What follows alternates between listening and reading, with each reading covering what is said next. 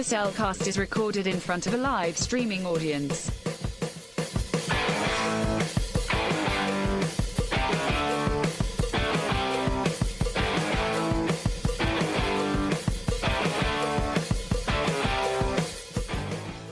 Hello and welcome to another episode of The Cellcast. Rewind. Joining me today is a man who, well, he's just looking for the man who stole a crown. Yes, I made a reference to the fact that Maximus acts like a dog in this, and Jacob, my good co-host, has other dog-like tendencies. That was so clever. So yes, welcome, Jacob. Clever. Thank you. Ow! Oh, crying out loud. The next person who baps me over the head with a frying pan, they're gonna get. She says she has no idea how that got there. She has no hands. Sure, deal it. Neener, boo boo. Either way, I'm gonna have a headache for the next week and a half. Thanks. Let me introduce our co-host, a man who.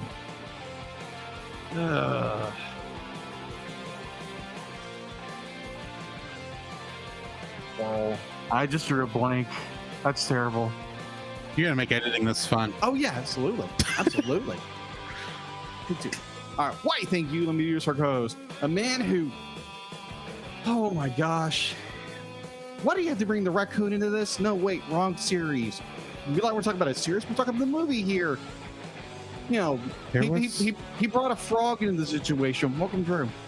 I'd say there was a raccoon. There was not a raccoon in this movie. I know, I was referring to the series. But there was a monkey. There was a monkey. Which at wasn't least, in the at movie least at in all. the end credits. In the end credits, yes. Which made me go, wow, that's an interesting foreshadowing. Yeah, if you've seen the series, you know who we're talking about. Yeah, it's a certain Big old visionary. Yeah. Who is owned by a Madam Con Artist. Yes. That's her name. Con artist. Con Artist. Yes. So it has nothing to do with Duckburg. Clever. Sorry, that was Saint Canard. That's Saint Canard. Still, Darkwing Duck did not help out in either of these shows. No. But anyway, yeah, we are doing a rewind back to our second episode of Tangled. And we have done so much Tangled on this show. You're not kidding. That I'm feeling like we've gotten tangled in it ourselves. Just a little. Just a touch. We're only missing one thing from the entire Tangled cinematic universe here. Short. Yes, the short. We have one short left, and we don't have a way to insert it in yet. Yeah, we'll work on it. Eventually. We'll get there when we get there. Hey, we've even done the cameo appearance. Yeah. In Frozen. Frozen. Which may or may not be canon. Don't know. May or may not. Anyway, Yeah. Are you ready to jump into a spoiler-free section? Yes, sir. Certified fresh and spoiler-free. This is my fourth viewing of this film. My first viewing was on Netflix long time ago, before Frozen even came out. Really? Yes, it was on there for because of the Stars connection back when they had that. Yeah. And I was tired. I couldn't go to sleep. It was 10 o'clock at night. I thought, I'll just watch a movie before I go to bed. Maybe that'll, get me into sleepy time. And this movie had to be on there. It's like, oh, here's a movie I meant to see. Everyone talks good about this. Yeah. It's supposed to bring Disney back from the semi-dark ages that the mid-2000s kind of led us in. Kind of, yeah. And I watched it and I enjoyed it. It's a good film. And then the second time we were over at friend of the show's Aaron Lowe's place. Yes. And we introduced him to the movie. And he loved it. Yes. And then, of course, I had to watch it for our original review, both the roboted version and the one we actually released. Yes. And then, of course, this is fifth because I watched it right before we started Tangled the series. We did. So that I could have, continuity before Tangled, You have before to. Ever After. It's called context for a reason, Exactly. and context is key. So yeah, this is my 5th viewing. It is, in my opinion, one of the best Disney princess movie to come out since the 2000s. Bear in mind, I have not watched Princess and the Frog. I don't know how that will affect my rating. We're gonna watch that Eventually, later this year, actually, I think. Exactly. It's on the list. Yeah. So keep an eye out for that. It's a good show. Or it's a good movie. I mean, it has a good show leading out after it that I suggest people also watch. Highly recommend it. And yeah. And I will go ahead and steal Jacob's thunder because I know this is one of his favorite movies, period. It is one of them. So this movie I first saw in theaters. So this was 2010? 2010, yeah. I think so, yeah. 2010. So I told the story in the first episode. Well, the robot version, then retold it again in the second episode. So at the time, be like, I was part of the college class at my church. And so the teacher wanted to throw a big party for her daughter, who was loved Disney like most people do. And it was like, oh, this movie Tangled's coming out. It's like, okay. Be like, you know what? I'm gonna go and watch this movie. I haven't seen I think the last movie I saw in theaters was a Disney film, was probably Bolt. I think I could be wrong, but so went and saw it. Blew my ever living mind. I was like, wow, this is a good story. This is an amazing, story, characters, development, growth, the whole enchilada. So obviously when it came out on Blu-ray and DVD, I bought it. And I've watched it every year, probably twice in 1 year at least. And I thoroughly love this movie to death. It's one of my favorite Disney. It's up there. It's the echelons of Disney films for me. So they're going to be like, you can disagree with me. We can both agree. I'm going to tell you you're wrong because that's just stupid. But that's my opinion. I love this movie. It's probably one of my favorite Disney films of all time. And yeah, I've watched it probably every year in some capacity or form with this or this or this. That one inspired, and then I hear about, oh, they're doing a series, and be like, and I only catch like one or two things about it, and I see this one thing from season 2. It's like, oh my gosh, I show it to Drew. Yeah, exactly that scene. So if you have not seen something, sorry, yeah, I had it in my head just a second ago. Yeah, but either or, but like if you have not seen Tangled the series or Rapunzel's Tangled Adventure or Tangled Before Ever After, which is the movie preceding the TV series, be like, if you have not seen it and you are subscribed to Disney Plus, go watch it. You are doing yourself a disservice in every fashion or form to go watch this show. I am just plugging this because we have done all 3 seasons on TAS, and it was very good. It was very good. And I recommend it to anybody. And there people say that, oh, Frozen's better. No, it's not. I have yet to meet this person who says Frozen is better. I know there's kids who love Frozen. Oh yeah, and nothing else will send it. But those are kids. I get kids being like that. I get kids, but I have yet to actually meet an adult who has watched both films and said Frozen was better. Yeah, I'm not saying they don't exist. I'm just saying I haven't met them yet. I agree. Be like, I met one person and it was like, really? Have you watched Tangled? It's like, no, I haven't watched Tangled. So go watch Tangled. And I never heard back from them what they thought. It was like, oh, it's good. They didn't tell me if it was better or not. But yeah, for the majority, everybody believes that Tangled is superior to Frozen. Right. In every fashion or form. So yeah, Tangled is probably one of the echelons, top tier animated films I love to death, including Disney films. Ever since it is a Disney film.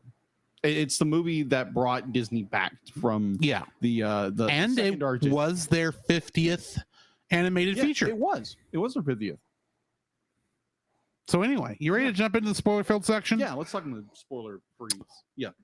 The following is a spoiler-filled review for the movie Tangled. Listener discretion is advised. Tangled was directed by Nathan Greno, who also directed the short Super Rhino, based off the character from Bolt. So funny. And Byron Howard, who also directed Zootopia and Encanto. I didn't realize it was the same guy. It was written by Dan Fogelman and based a little loosely on Grimm's fairy tale. A little. By the Brothers Grimm. Getting into the cast, we've got Mandy Moore as Rapunzel, and she played Rebecca Pearson in the television show This Is Us. Which I've heard so many good things about that series. I just never got around to watching it. Zachary Levi as Flynn Rider, aka Eugene Fitzherbert. And he was Shazam in Shazam. I'm sure he's in other things. It's just that's the first thing that popped in my mind. Yeah, hold on. You watched the most recent Shazam movie, right? Fury of the Gods? Yeah. Yes, I thought. Yeah, you said that was pretty okay, right? It was okay. It was okay. It wasn't great, but it's been like most of DC has been. Okay, gotcha. Moving on. I don't really like it when little children say curse words, especially the granddaddy curse word. And that does happen in the film, so bear with me there. Donna Murphy played Mother Gothel. Oh, yeah. And did you know she's in Star Trek? I heard about this. She's in a movie. My second most hated Star Trek movie. The one that actually fights for last place with The Final Frontier. Oh.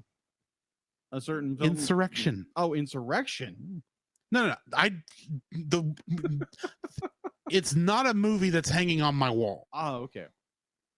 I have issues with Into Darkness, but it's still in the upper half. Okay. Anyway, I know what you're thinking because it's like right there. Yeah. But anyway, I know your dislikes for that film. Yes, but in Star Trek Insurrection, she played the character Anij, who was Picard's love interest from the planet. Remember that film. And now that I know that that's her, it's like, oh, the Baku are not the nice saintly race you made them out to be. Star Trek. Just saying. Oh, bother. Ron Perlman played the Stabbington brothers, and he was Hellboy. Yes. In Hellboy. And Hellboy 2, the Golden Kingdom? Army. Golden Army. Whatever. Something like that. The good Hellboys. Yeah, not the remake. Not the garbage. Yeah, that was not that good. Yes. Let's just say that. It wasn't that good.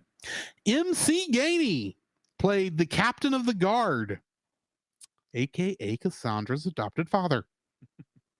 And he played Swamp Thing in Con Air. I am guessing that's got to be like a call sign or something. I haven't seen Con Air in years.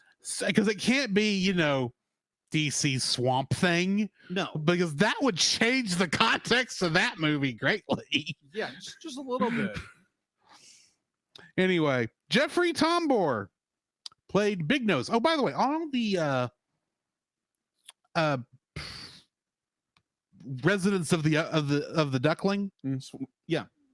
I did not use the names IMDb gave them because they were just descriptive names, like in this case, Big Nosed Thug. Big Nose Thug. So instead, I went with the names from Rapunzel's Tangled Adventure. Oh, which was Big Nose. Yeah. Because that is his name. I got to looking through all these. I was like, y'all just really picked the descriptive term and took off the word thug, and that's what you named these characters. Yeah. Except for Vlad. We'll get to him. But he played Tom Manning in Hellboy. Okay. Brad Garrett played Hook Hand. And he played Robert Barone in Everybody Loves Raymond. A show I watched a little bit here and there. Paul F. Tompkins was the voice of Shorty. Knife. And he is Dr. Miglimo in Star Trek Lower Decks. The bird. Oh, the bird. Oh. Who always makes food That's right. food references. Yeah. Because you referenced that once, and I was like, Yes. "Oh yeah, that's right." Because when I was doing it, they first showed up in season 2. I go, Shorty, you're back. I thought we got rid of you, and yet you kept coming back, like Shorty does. I like Shorty, don't get me wrong. Yeah, but he's still Shorty. Anyway, and Robert Keel played Vlad, the thug who likes to make the little porcelain ponies. The big thug. Yes. He was Jaws in Moonraker. Jaws and Moonraker. The James Bond film. The big James Bond villain, Jaws. Oh, that's the movie. That's one of them I haven't seen yet. It's just he's one of the major villains that came up in the movies. Granted, he's not one of the good villains. Okay. But he was in a couple of them. Okay. Kingdom Hearts connections. I will give you a as I've started doing recently, I will give you a chance to guess how many Kingdom Hearts connections, with the hint that the Kingdom Hearts world that this is in Kingdom Hearts 3, which came out in 2019, aka the same year we started this show.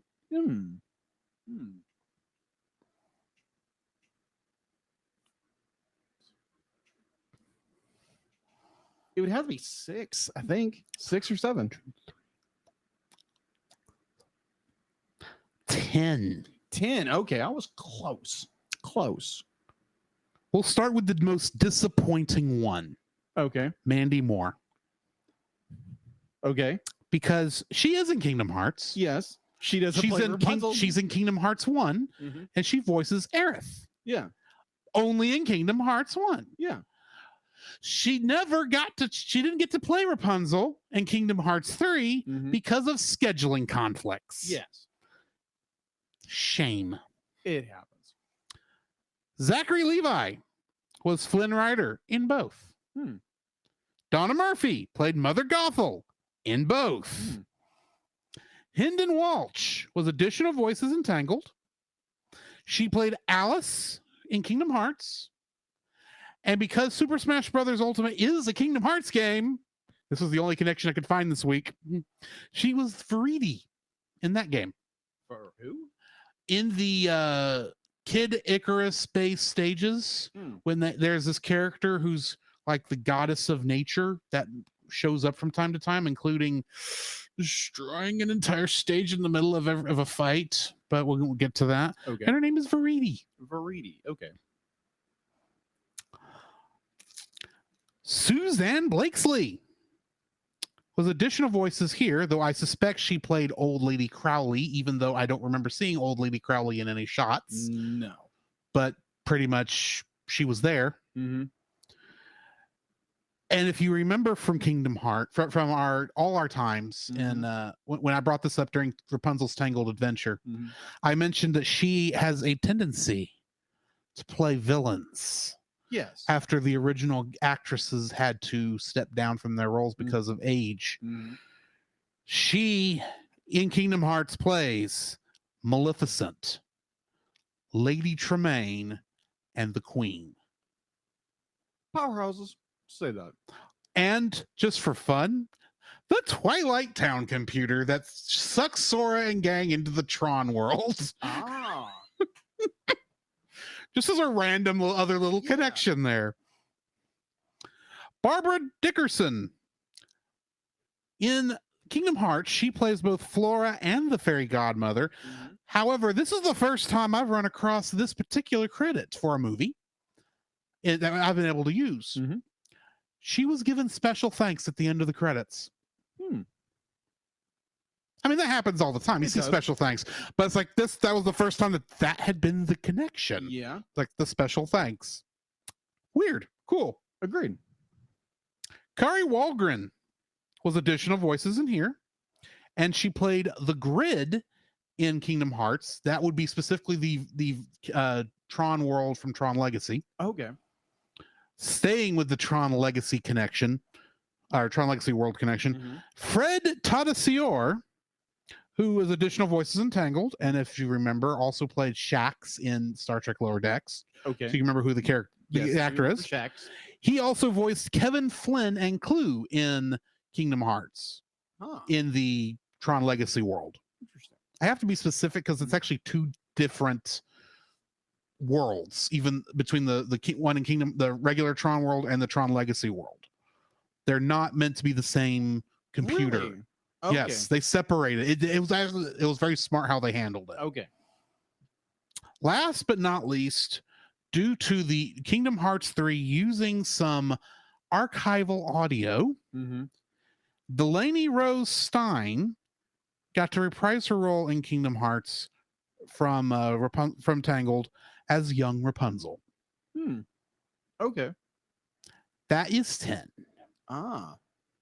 connections. Nice. And only 2 of them were direct reprisals of roles. Okay.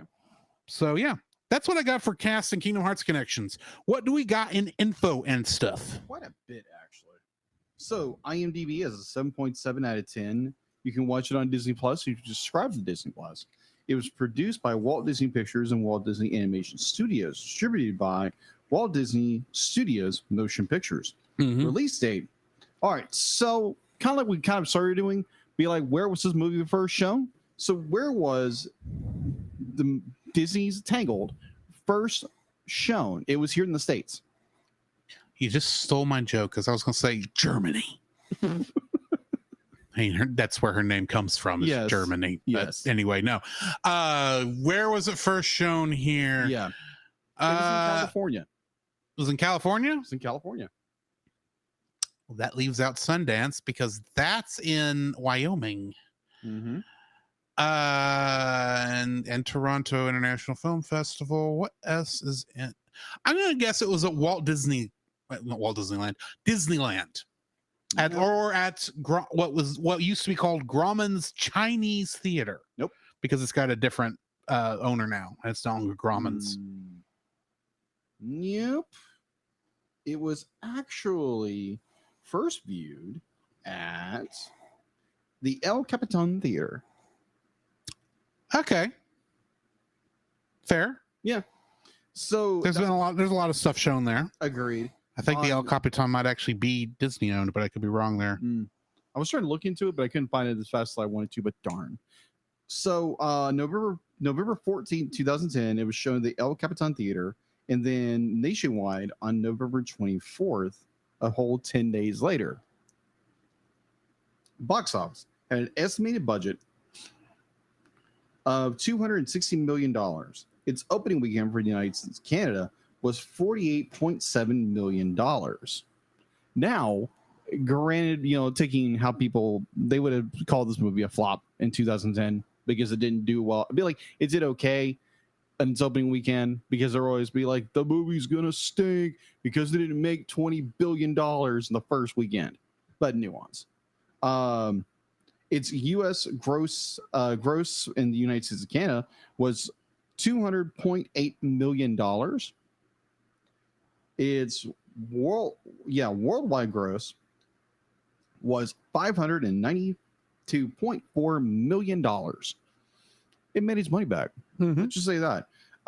So home release. Disney Tangled was released by Walt Disney Studio Home Entertainment as a 4-disc combo pack on March 19th, 2011. The combo pack included a Blu-ray 3D. Remember when those were a thing, people? Standard Blu-ray, DVD, and digital copy. I think I own one of one of those. I don't own the 4-pack. The 2-pack, I own the 2-pack. I know that. That comes with the digital. 2-pack, 2-disc DVD, Blu-ray combo pack, and a single DVD also available. Footage features on the Blu-rays included deleted scenes, 2 alternate opening sequences, 2 extended songs, inside look into how the film was made. The DVD included 2 original storyboard openings and the 50th anniversary countdown.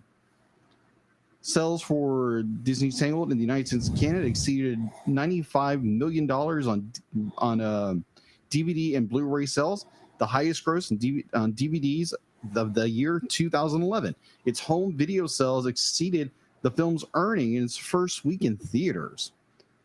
The film sold a record 2.9 million units in the first week in North America, the largest opening in 2011 for DVDs. It's domestic in 2 weeks on DVD, and this is a bunch of numbers that be like, you may be interested, you may not. But yeah, this movie did extremely well when it came to its home release.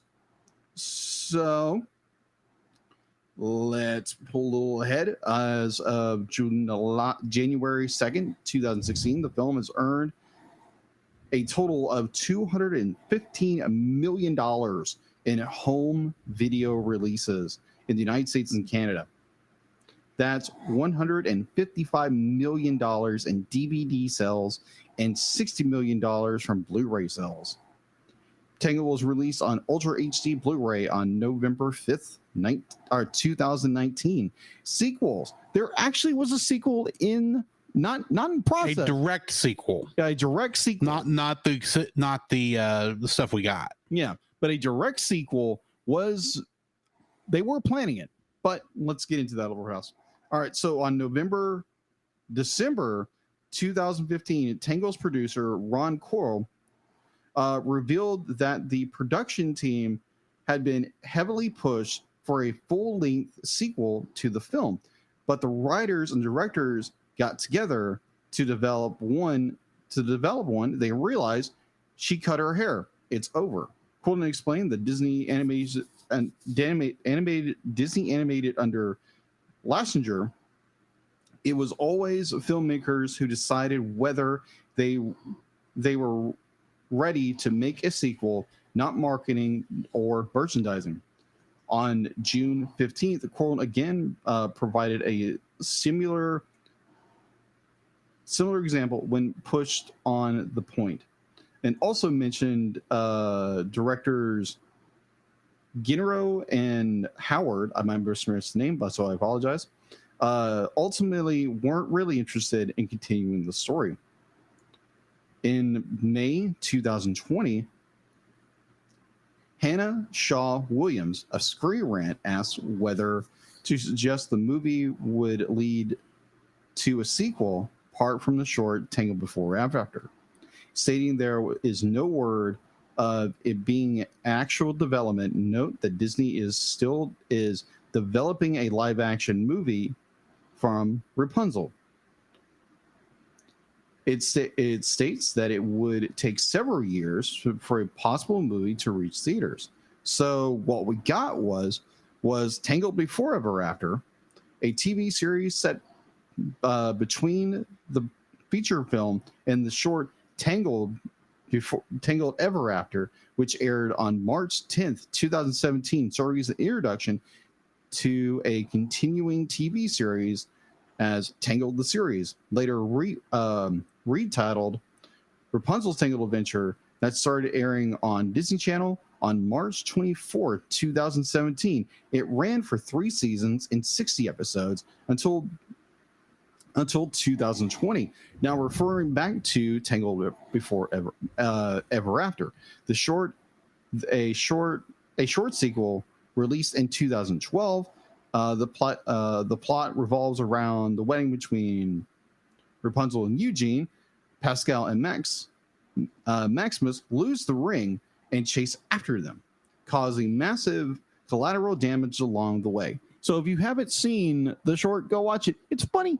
I did go ahead and watch that after we finished Rapunzel's Tangled Adventure. Yeah, and it's somewhat alluded to in the series. So if you're fans of the series, you know what we're talking about. Or you know what I'm talking about. So yeah, that's all I have for info stuff. Okay, to answer your question about the El Capitan Theater, because you said you tried to look some stuff up. It is a fully restored movie palace at 6838 Hollywood Boulevard in Hollywood. The theater is actually owned by the Walt Disney Company and serves as the venue for a majority of the Walt Disney Studios film premieres. So there you go. There we go. Now you know the rest of the story. Mostly. Anyway, let's get into the summary for this. Yeah. Long ago, a drop of magical sunlight fell from the sky and sprouted a flower with healing powers. Whether or not a moon also dropped a light is another matter entirely. Yeah. An old woman, Mother Gothel, who may or may not have been working for Xantiri, hid the flower and used it to stay young for centuries. But one day, soldiers from the nearby kingdom of Corona, who was never actually named, the kingdom was never actually named in this movie, took it to save their pregnant and ill queen, who gave birth to a daughter with golden hair. One night, Gothel snuck into the castle and discovered that while the baby's hair shines, the healing flower's magic. It turns brown and becomes powerless when cut. To keep the flower's magic, she kidnaps the girl, named Rapunzel, and now raises her in a hidden tower in the woods, using her hair to stay young. Each year, on their daughter's birthday, the king and queen release sky lanterns in hopes that they will guide her home. Rapunzel is fascinated by the annual lights, and on the eve of her 18th birthday, asks for permission to attend the release as a birthday gift. Gothel refuses, saying the outside world is too dangerous for her. Later, handsome thief Flynn Rider steals Rapunzel's intended crown from the palace and abandons his partners, the Stabbington brothers, while being relentlessly pursued by royal guardsman's horse named Maximus. He takes refuge in the tower. Rapunzel knocks him out with a frying pan and hides him in a closet. However, when she attempts to show him to Gothel as proof that she is capable of leaving, Gothel angrily berates Rapunzel and again refuses to let her leave the tower. Hatching a plan, Rapunzel sends Gothel on a 3-day journey to get her new paints as a substitute gift. Rapunzel hides the crown and tells Flynn he can only get it back by taking her to see the lights. He agrees, and the two set off. Along the way, they stop at the Snuggly Duckling pub, where menacing thugs try to capture the wanted Flynn, but Rapunzel charms them into revealing their softer sides. The royal guards arrive, the thugs help her, and Flynn escape. Meanwhile, Gothel becomes suspicious, returns to the now empty tower, and finds the crown. She sets out to find Rapunzel and allies with the Stabbington brothers. Flynn and Rapunzel become trapped in a fast-flooding cave. Believing they will die, Flynn reveals his true name, Eugene Fitzherbert, and Rapunzel reveals her magic powers. Her glowing hair shows a hidden exit beneath the water, and they escape and hide in the woods.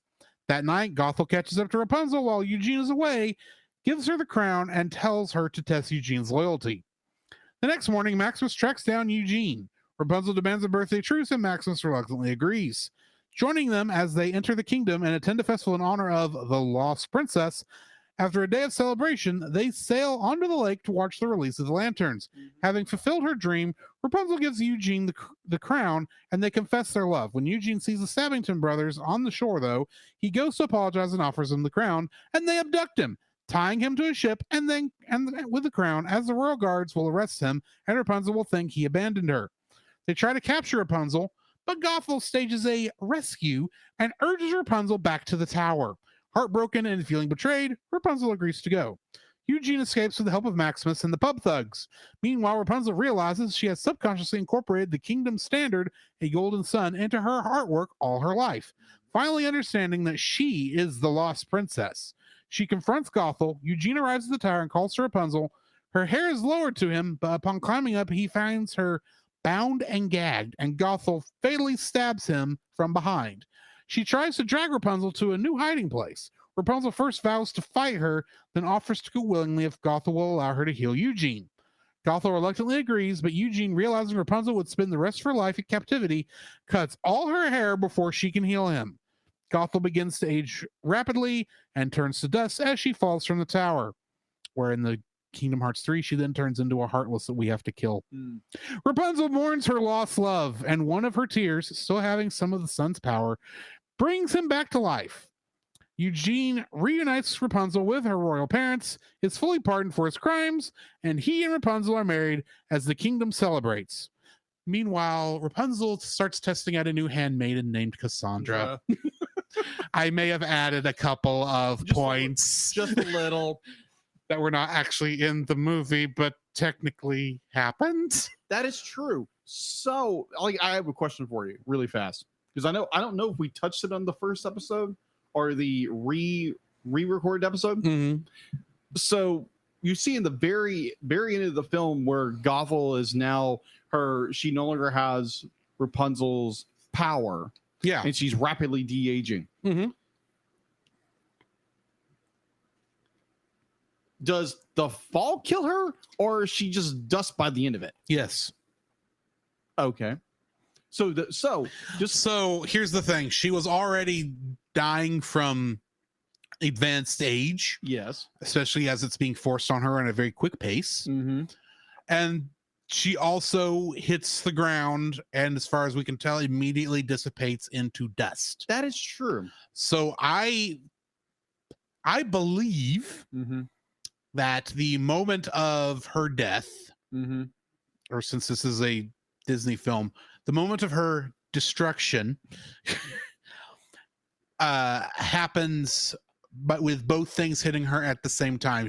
Her body would finally give out from all the magical stress it's been put under from the rapid de-aging. Plus, she falls on the ground, and that would have to break all kinds of bones when that occurs. And then she continually deteriorated into the dust that she should have already, become by that point in time.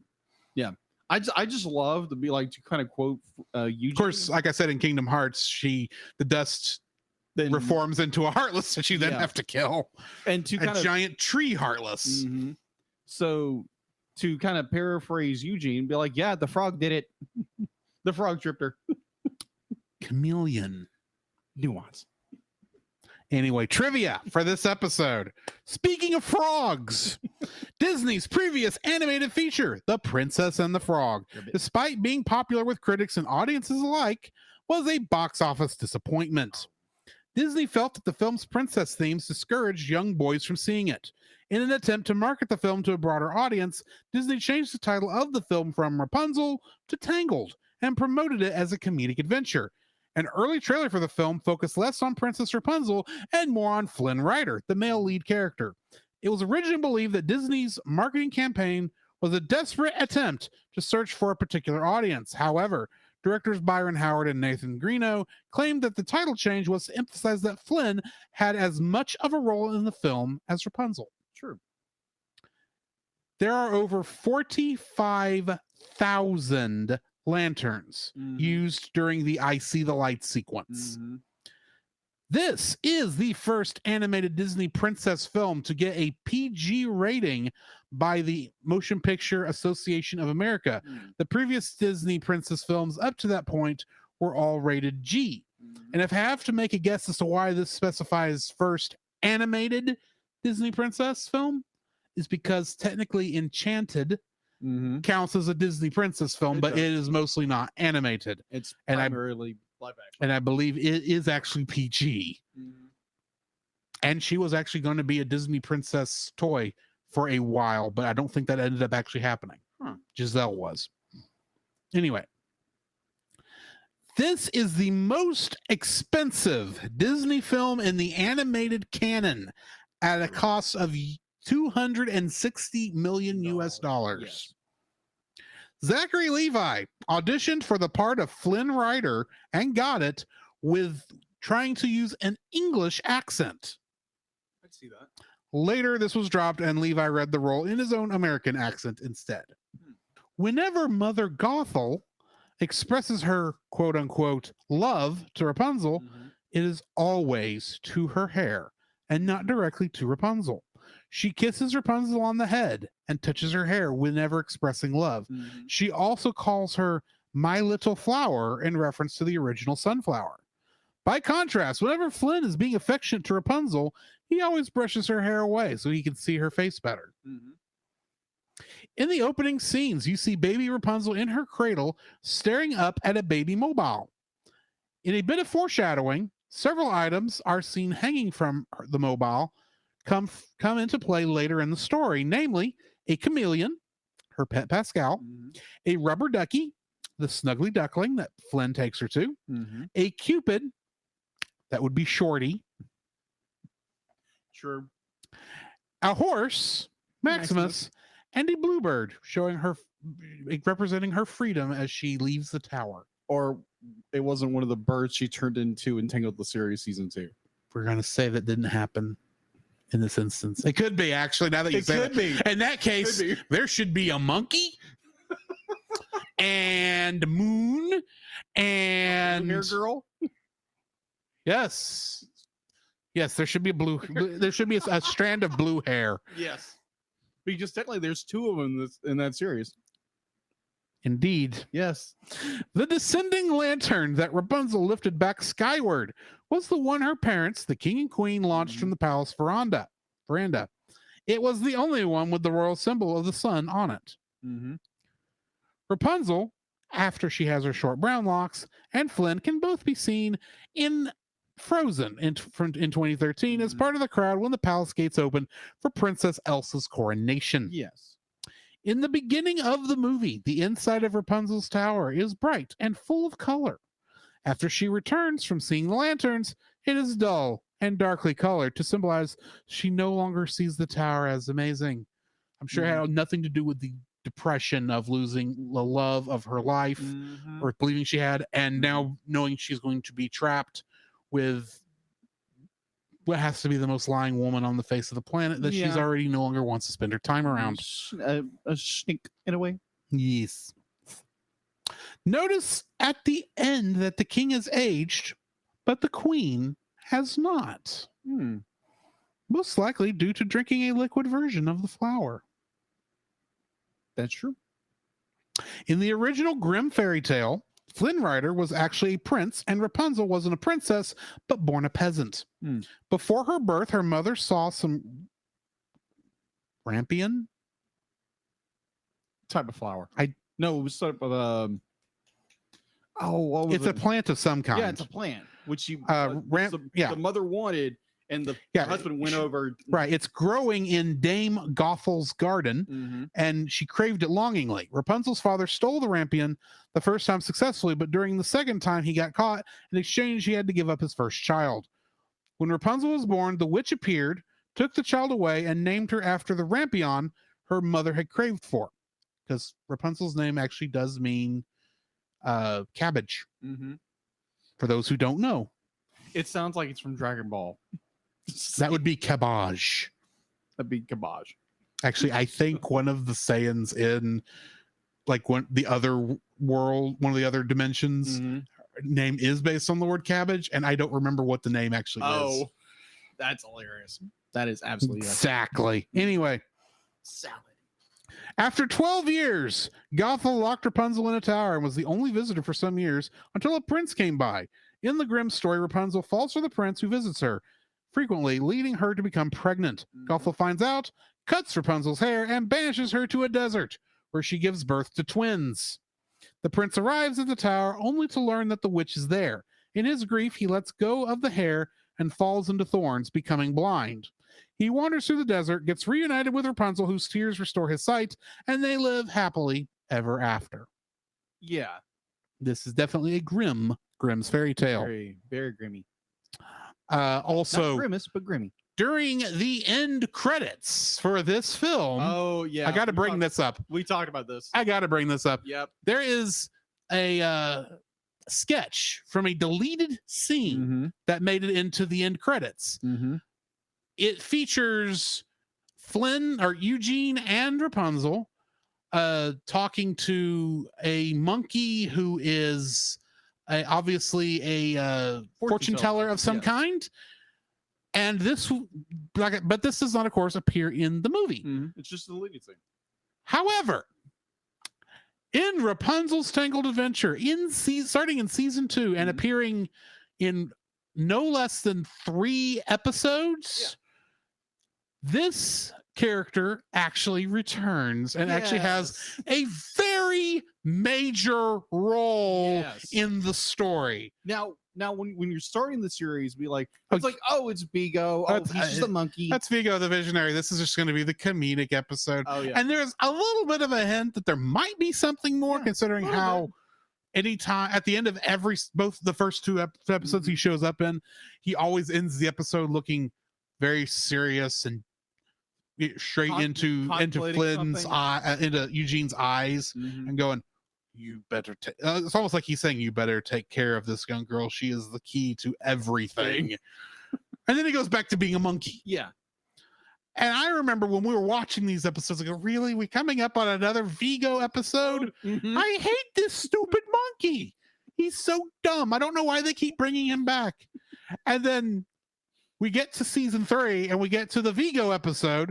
And it's like, by the way, spoiler alert for those of you who have not seen Rapunzel's Tangled Adventure. 3, 2, 1. He is actually the great wizard Dantiri. Am I remembering the name right? It's not Xantiri. No, not Xantiri, because that's the villain. Yeah. It's Demanitus. Demonicus. Yeah, Demanitus. He's actually Demanitus who stuffed his when he was dying, somehow got his mind into the body of a monkey, traded brains with it somehow, and that's how he has survived all these years without being caught by Xantiri's, which was the main villain of the show, his evil clutches, which, you know, technically Mother Gothel worked for Xantiri. Yeah. Even though we never got to see him. Even though we never got to see exactly how that actually worked. Yeah. But yeah, Donna Murphy comes back for those episodes, especially one particular one where it's like, you know, I was willing to think maybe she was just greedy and the greed had overtaken her,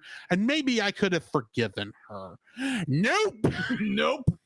Not after what I saw that she did to her actual daughter. And that's as far as I'm going to spoil, because there's some things I shouldn't spoil. Despite the fact I kind of guessed at the minute you showed me this character existed. Yes, I did. But that's all beside the points. And your notes kind of spoiled it for you. Yeah. Which I was so sad. I like this. Deus Ex Machina via Monkey. That would be Deus Ex Monkey. Deus Ex Monkey. Exactly. Anyway. Awesome. So yeah, that is my trivia for Tangled. And a little extra. You got a little extra because this is technically part of an entire franchise. I will say that the fact, I know they could not have done anything because the short that appears after Rapunzel's Second Adventure, which came out on the Blu-ray or in the DVD of the movie, I know it was made before the show, so there's not really a way the short could reference any of the previous history in the show. But I am still kind of disappointed that it was like, oh yeah, after all this drama and serious storytelling, it's now, and here's a Looney Tunes short starring a horse and a chameleon. Have fun. Yes. It's like, that's not the way I was expecting this to end. But okay. Yeah. So yeah. What is your first like for this film, my friend? My first like of this film is the story. The storytelling is amazing.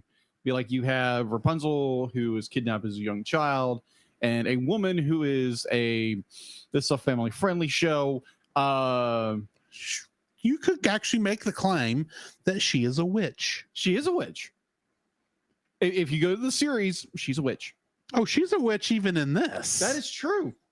That is so true. But like, even in early storyboard development, they were planning to make her a witch, like actual spell casting the whole bit, but they dropped it.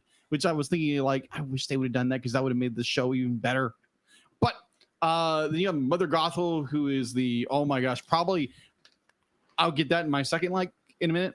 But you have, poor Rapunzel, who is locked in a tower, doesn't know any better. She thinks Gothel is her mother and doesn't know of her true origin. And 18 years later, it'd be like just this amazing story of this adventure and discovery of who you are. Be like what your past truly is and how depraved and just evil the woman who has raised you your entire life, who has been, gaslighting you and just, dragging you down because she is so obsessed with her youth and more immortality that she's using you. And it's just this beautiful sequence of events where it's like the revelation of what's going on, comes into play. And I'll talk about that in a few minutes in my second like. But the storytelling is so well done. Like, you have Eugene or Flynn Rider, who shows up, comes in, is the catalyst to allow Rapunzel to leave the tower to go see the lanterns, and just this grand adventure of these two people who are basically using each other for their own means, and they wind up falling in love. And then it's just like all these different new stories telling or cascading into the ultimate conclusion to this movie, and it's so brilliantly well done story wise. And it's just like I can't say enough about the story in this movie. It's so well done. It's executed almost to perfection, I'll be like, the story wise is done excellently, and there's story wise no flaws. I don't think. I could be wrong. I have one thing I would change just from the approach of the movie, but I will get to that. Okay. All right. So, like, story wise, amazing. This is just ballpark, knock it out. And there again, that's why people, most people, the majority of people, the very minor majority will say the latter, but everybody else says Tangled is far superior to Frozen because of its storytelling. Mm-hmm. So yeah, that's my first, like, the storytelling. I'm going to kind of jump off that because for the most part, I'm going to say the writing is my first like, because if you take out the introduction, as in the backstory of who Mother Gothel is, and the story with Rapunzel and all that, if you had left all that on the table, I'm kind of alluding to how my first dislike is going to be later on. If you just started with, we're at the tower and Rapunzel is playing hide and seek with Pascal, if we'd started there, the entire mystery of who she is, who Mother Gothel is, and what's actually going on is actually told very well if you are still a young child, and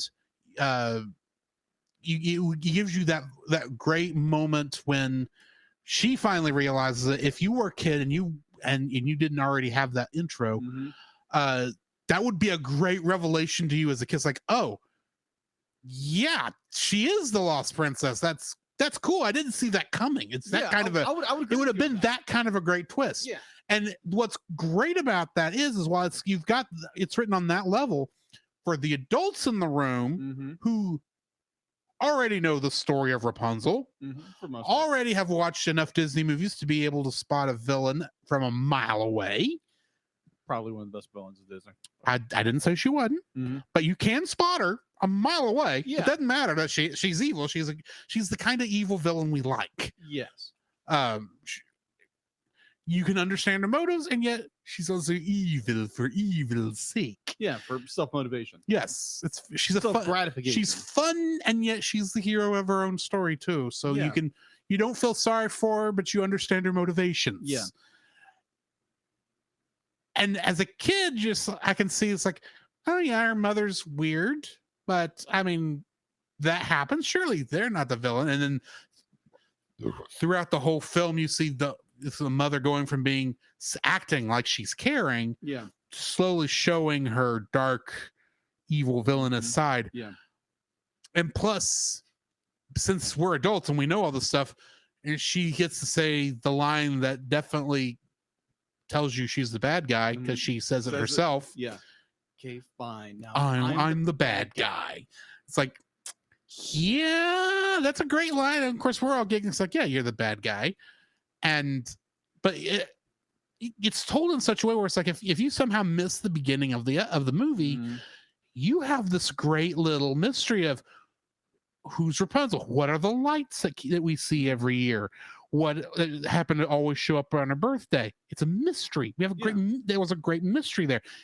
And we'll get to why I am annoyed by the opening later, but I think you can kind of guess. I understand why. Yeah. And I like that it's there and it's written on levels where it's like, if you know what's going to happen, you still get a good movie out of it. Yeah. Because it's fun to watch it unfold. Yeah, because as an audience, we know what's going on. Right. And we see our character growing and developing, and she discovers. And if you missed the beginning, you're right there with Rapunzel going, what's going on? What's all this thing? And so when she puts the crown on at the beginning of the film, you go, that fits her just a little too good. Yeah.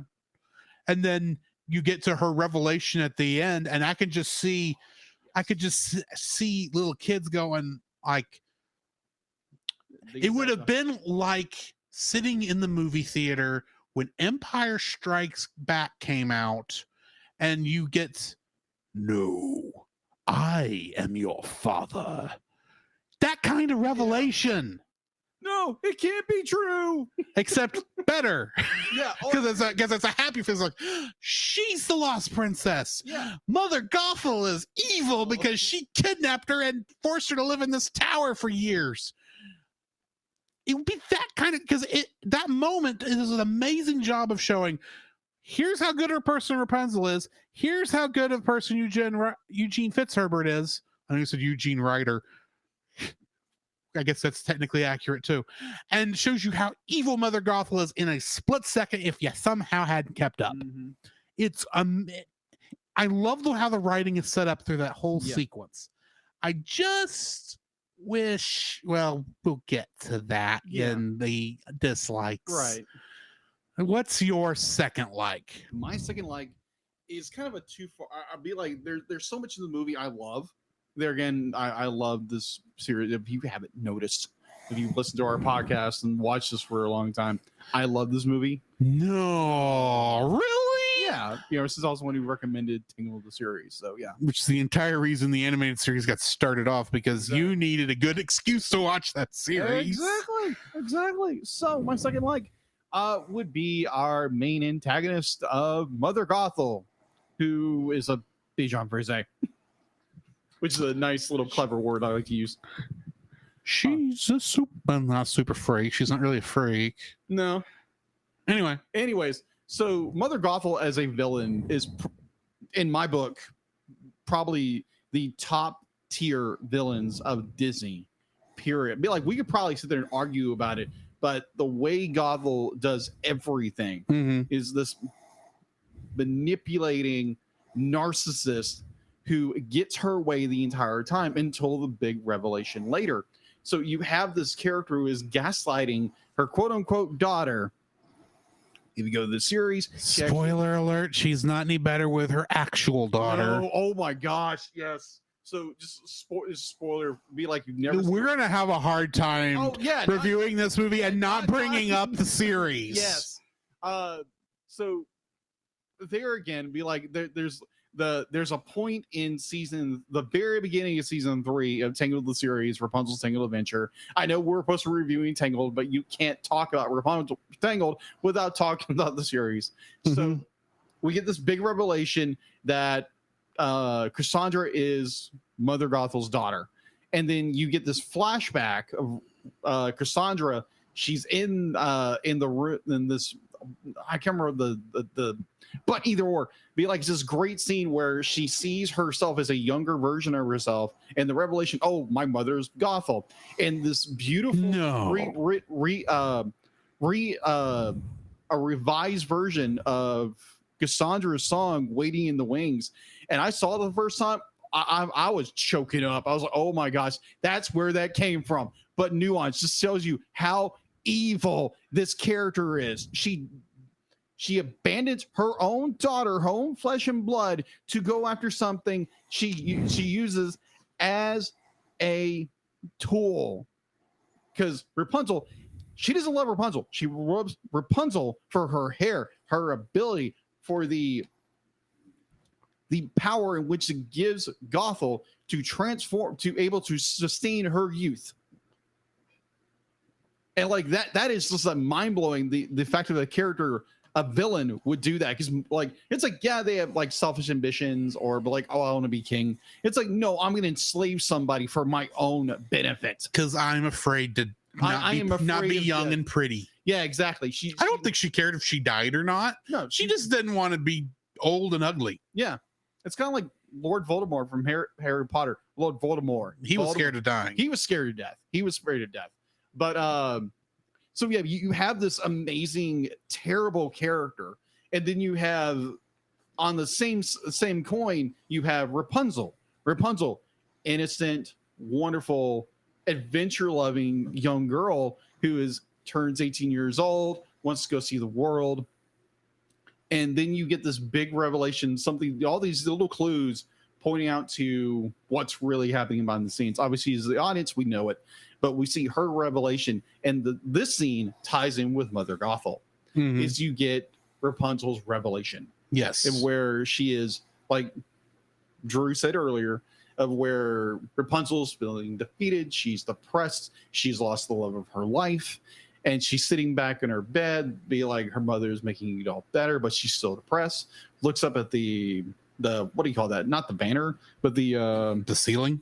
The ceiling, and the flower, and that that amazing scene, that 360 shot of like everything coming together, and it's just like breathtaking. It's, oh my gosh, this movie went to another level in storytelling and how you reveal something to a character, and it's just mind-shattering storytelling. Again, storytelling, and then you have amazing villains with amazing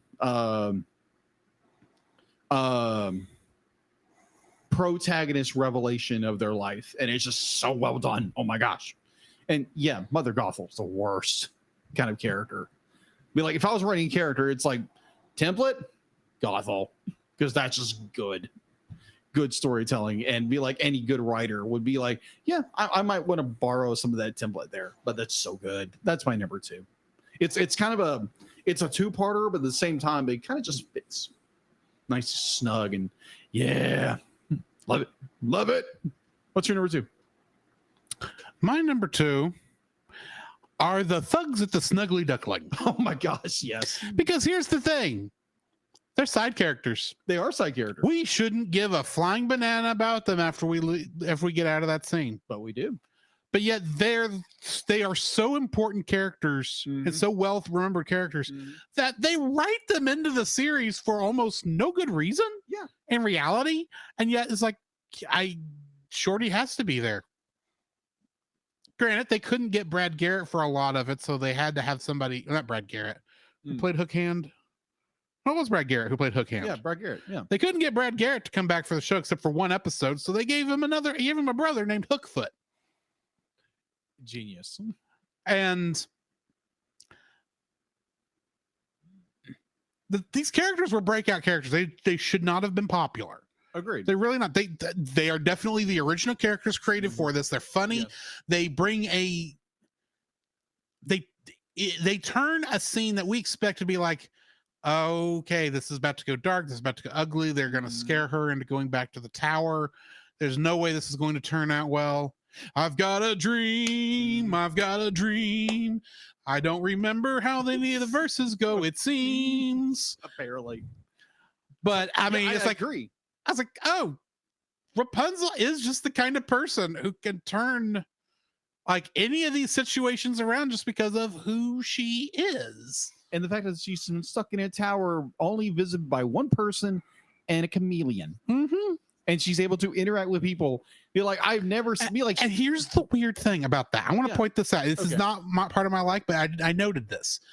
Until Gothel's plans are put at risk by her leaving the tower. Yeah. Gothel, despite still being evil, is at least friendly.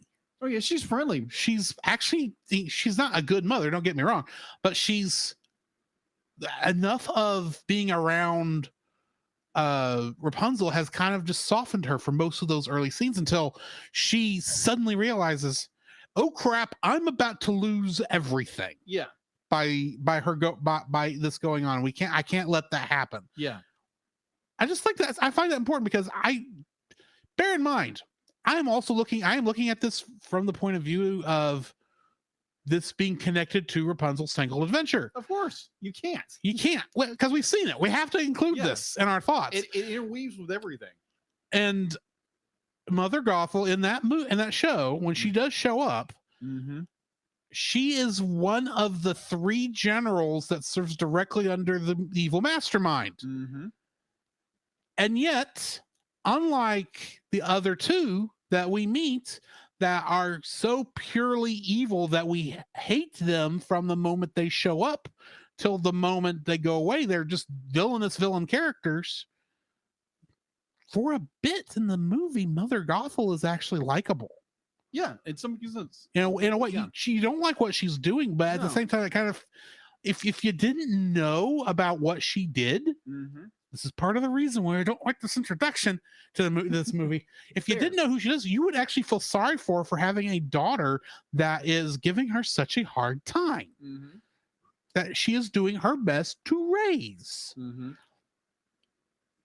I have to believe some of that is that to some degree, being around Rapunzel for 18 years may have softened her from the hardened general under Xantiri to being not a good mother per se. Give it some more time, maybe, and she could have gotten nicer about it. Maybe even had to, maybe search for forgiveness if it had been later on. Granted, that's not good for the story, but you know what I mean? Yeah, I agree. It felt like she was around Rapunzel so much that not even she was immune to her likability. That's how strong a character Rapunzel's likability is. The thugs had no chance. Yeah, exactly. If you can soften Mother Gothel, the thugs had no chance. Yeah, to stay angry at her. So I agree with your point, but I disagree with it at the same time. That's fair, because you have. I am looking at this from a creative point of view. If I was in charge of it, I don't know if you. Obviously, from a story writing point of view, you don't want Mother Gothel to be repentant in this. You want her to be, she's right at the right levels of likability, and you're evil, I hate you. Yeah. She's right there where you're at that equilibrium where she needs to be. But in my mind, it's like she was around Rapunzel so much that her evilness ebbed. Okay. I totally see that. But that's my point anyway. Yeah, I agree. And I want to rebound off that a little bit. Because you have, she is likable in a lot of ways. She's a very likable character, but also that's also a really good sign of a narcissist. Like narcissists can be really nice, can be like, oh, this and this and this, but they're really about themselves. They're really, really about themselves. And it's about, number one, my goals, my objections, and I'm going to do anything in my power to do the thing I want. And that's included. She might have been softened a little bit. I can see your point there. I do see it. I just see more the narcissism and the manipulation, because it's about self with this character. Right. And again, she is a nice character when she wants to be. I don't think we ever got enough chance to see her oh crap, everything's about to hit the fan. Granted, that intro. Oh yeah, I'm gonna get that. I'm leading. I keep teasing this intro problem. I agree with you there, because I may have a Rant Master thing coming up on this. Yeah, if you know Monster on Film Vault, you know what I'm referring to. Because I feel like I'll get there. I will get there. Okay. It's just we'll get there when we get there. It's just I kind of like looking at this from, if that introduction did not exist and all we got was Rapunzel's living at a tower and she's got a mother who comes and visits her, and there's, far as we know, there is nothing special about this girl other than she's got hair that glows. Yeah.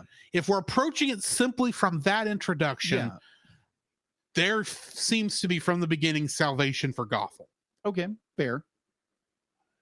But granted, knowing her past, we know there probably isn't. Right. But I like the idea, is like, this is more than just a narcissist, a two-dimensional narcissist character. She is a three-dimensional character, even with the introduction. Oh yeah. And I appreciate that about her. And that's why I was saying, based on being around Rapunzel by 18 years, she probably did not come out of that unsoftened. Yeah, unscathed from being around. She was not. She could not have walked away from that without being somewhat shaped by Rapunzel's immediate likableness. Yeah, that's the best way I know how to put it. Yeah, and I don't think that's the Sunflowers. No, that's just connection. That's just Rapunzel. That's Rapunzel, who she is. Yeah. Character. Yeah. There again, I cannot wait for your dislike, because I want to hear your full. Oh, I'm going to go full thing, but let's jump to your third like first. My third like, which I very lovingly called. Let me get my notes. Sacrificial love. Sacrificial love. So you have this, again, relationship between Flynn Rider, aka Eugene Fitzherbert, and Rapunzel, and then they start to fall in love with each other, and then everything's kind of ripped asunder. And then you have the amazing scene where Eugene returns to the tower, believes that Rapunzel's let down her hair, and realizes, like, oh, I just got stabbed. And Gothel is now gone all evil and is going completely evil, and is going to try to take away Rapunzel. And it was this line in this movie which got me. It went, just grab me. Was to be like, what was it? No, I won't stop. Be like, I'll never stop trying to get away from you. But if you let me save him, I'll be like, I will do whatever you want. Just let me heal him. The willingness. Be like, you love somebody, you're willing to do almost anything for them. Mm-hmm. And kind of like what Christ did for us. Be like, he died for our sins, even though we're undeserving of it. Christ did die for us. Be like, he became the willing sacrifice for our sins that we might have eternal life. And then you have where Rapunzel is willing to give up her life in order to save Eugene, the man she loves. Mm-hmm. She has fallen in love with. And it's this touching, wonderful moment in this film where be like Gothel is trying to protect her what's a good word? Her trying to think of a good word. Her precious. She's trying to her love, precious. Exactly, being there. It's the closest I can get to Gollum. I gotcha. But this amazing scene, it'd be like where it's like they're both willing to sacrifice each other's lives. Be like Flynn Rider willing to give up his life in order to protect her, and her willing to give up the rest of her life in order to protect him. Be like, it's moving. It's very powerful. And then you get the glass, which is just this amazing scene. It's just everything about it's just moving and touching and just pulls you in and doesn't let go until the very end of the film. It's like, oh, okay. Like Disney doing a really, really dark scene like that and having a character die. Be like, I love that. Oh my God. Because there again, it's sacrificial love. It's sacrificial love. And it's so moving and so like in depth of what things be like, what you're willing to do for somebody. Like in scripture says, if I'm going to quote it right, be like, if you were, lay down your life for a friend or lay down your life for no greater love have a man hath than this, and to lay down his life for his friend. Jesus said that. Yeah, Jesus said that. But somewhere in the Gospels, I don't remember where. Yeah, probably someone else be like, oh, it was in this. Okay, thank you. Fair enough. But, yeah, fair enough. But that scene was so well done. Be like you felt like you had this, because be like, oh my gosh. Like Tangled series has scenes like this, but the movie itself has this very defining moment of what love is between two characters. It's not Snow White and Seven Dwarfs where it's, oh, the prince showed up once, oh, I'm in love with him. No, be like, you get this amazing love story, this amazing story between two characters who are basically just are using each other in order to get for their own gains, and they wind up falling in love with each other. And to the point they're willing to sacrifice each other, sacrifice their own lives to protect the one they love. And it's so well done. Oh my gosh.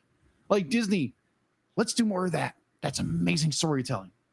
So yeah, my third like is the sacrificial love of this film. Well, while your third like is that love being acted out, my third like is how we see that love go from being planted to blooming. Okay. To bearing fruit. Yeah. Which is what the bearing fruit is what your part was. Because here's the thing. The Snuggly Duckling at that point, they did not love each other. They barely were in like with each other. Yeah. They were tolerating each other. Yeah. Neither one really had any interest in the other one other than what they were getting out of the deal. The escape from the Snuggly Duckling was still kind of the same. Where the love was planted, where the seed was sown, was in the cave. Yeah. When they finally open themselves up to each other, they think they're both going to die. That's true. He opens up to her and says, my real name is Eugene Fitzherbert. Someone's got to know. Someone has to know. Someone has to know. I kind of like that. Well, you'd be the first. Yeah. And then she opens up and says, yeah, I've got magic hair that glows when I sing.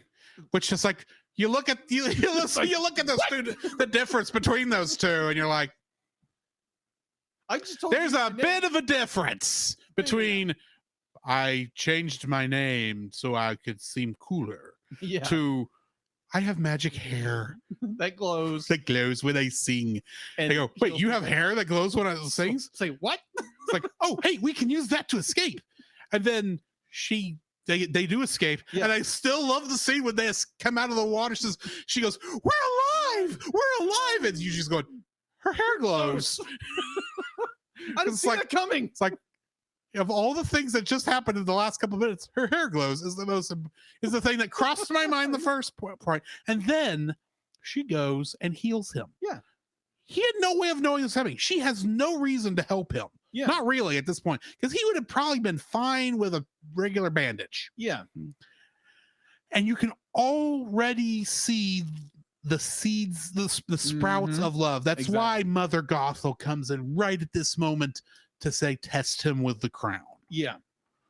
She knows. She sees exactly what's going on. Oh yeah. She probably to it. went through this and saw so many people going through this and has used it and manipulated it Mhm. a ton in her lifetime. Exactly. And it continues to actually going to Corona. That's Yeah. the name of the actual city around the Yeah. castle, as far as we Mhm. know. Kingdom of Corona. The Kingdom of Corona. And you're seeing her enjoying people Yeah. for the first time. Thank goodness she's an extrovert. Exactly. Because if she was not an extrovert, that would have been terror beyond imagining. Oh my gosh, the people! So many people. I didn't know this many people existed. I thought maybe I'd see 1-2 other people, and that's it. It never occurred to me that, oh, this many people light lanterns, and those lanterns are the lights I saw every time around my birthday. Hey. I didn't put 2 and 2 together. Mhm. But you see her, and she's just having the time of her life. Mhm. And you're watching Flynn. Yeah. Flynn is the most cynical of the couple. Of course. He's been hurt probably the most. Oh yeah. Rapunzel is basically a babe in the woods Yeah. at this point. And so she does not need the love for her to grow much before she's kind of already there. Mhm. Flynn had to fall in love with her more. Yeah. Before he got to the point where it's like, okay, I'm renting a boat. I'm going to make sure she has the best seat in the house Mhm. for this. And if we're gonna do this thing, we're gonna do it right. Mhm. And then you get the scene, Yeah. the money shot, The lantern scene. the lantern scene. That scene blew my mind in theater. Just say That is the moment Mhm. when the seed of love fully Mhm. blooms Mhm. into its most beautiful section. Yeah. Because that's like flower completely unfolded. Look at the amazingness. They're both in love. They're both having the time of their life.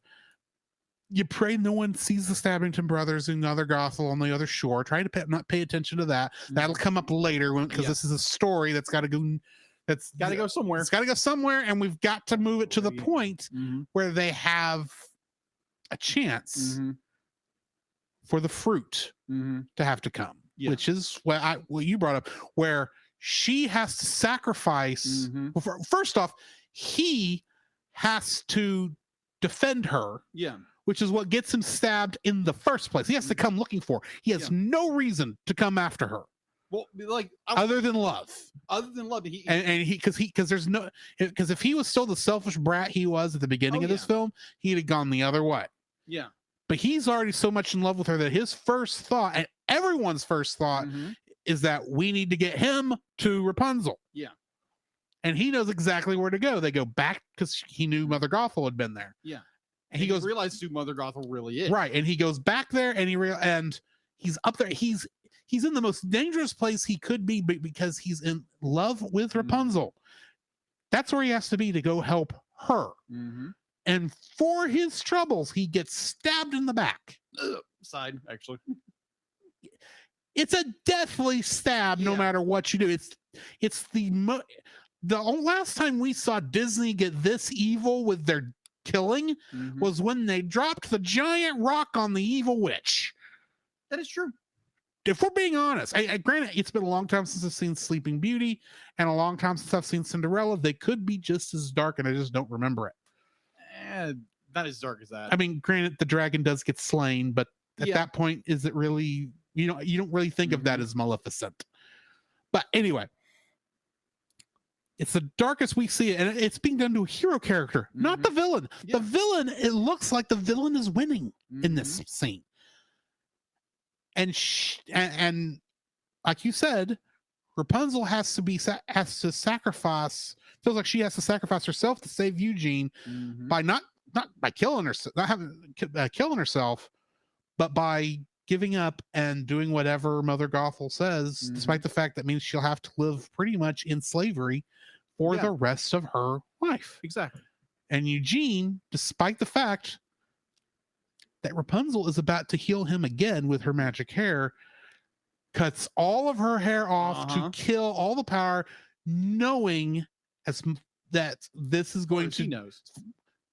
Yeah, as far as he knows, this is he's not going to survive this. This is his last final act of love for Rapunzel. Exactly.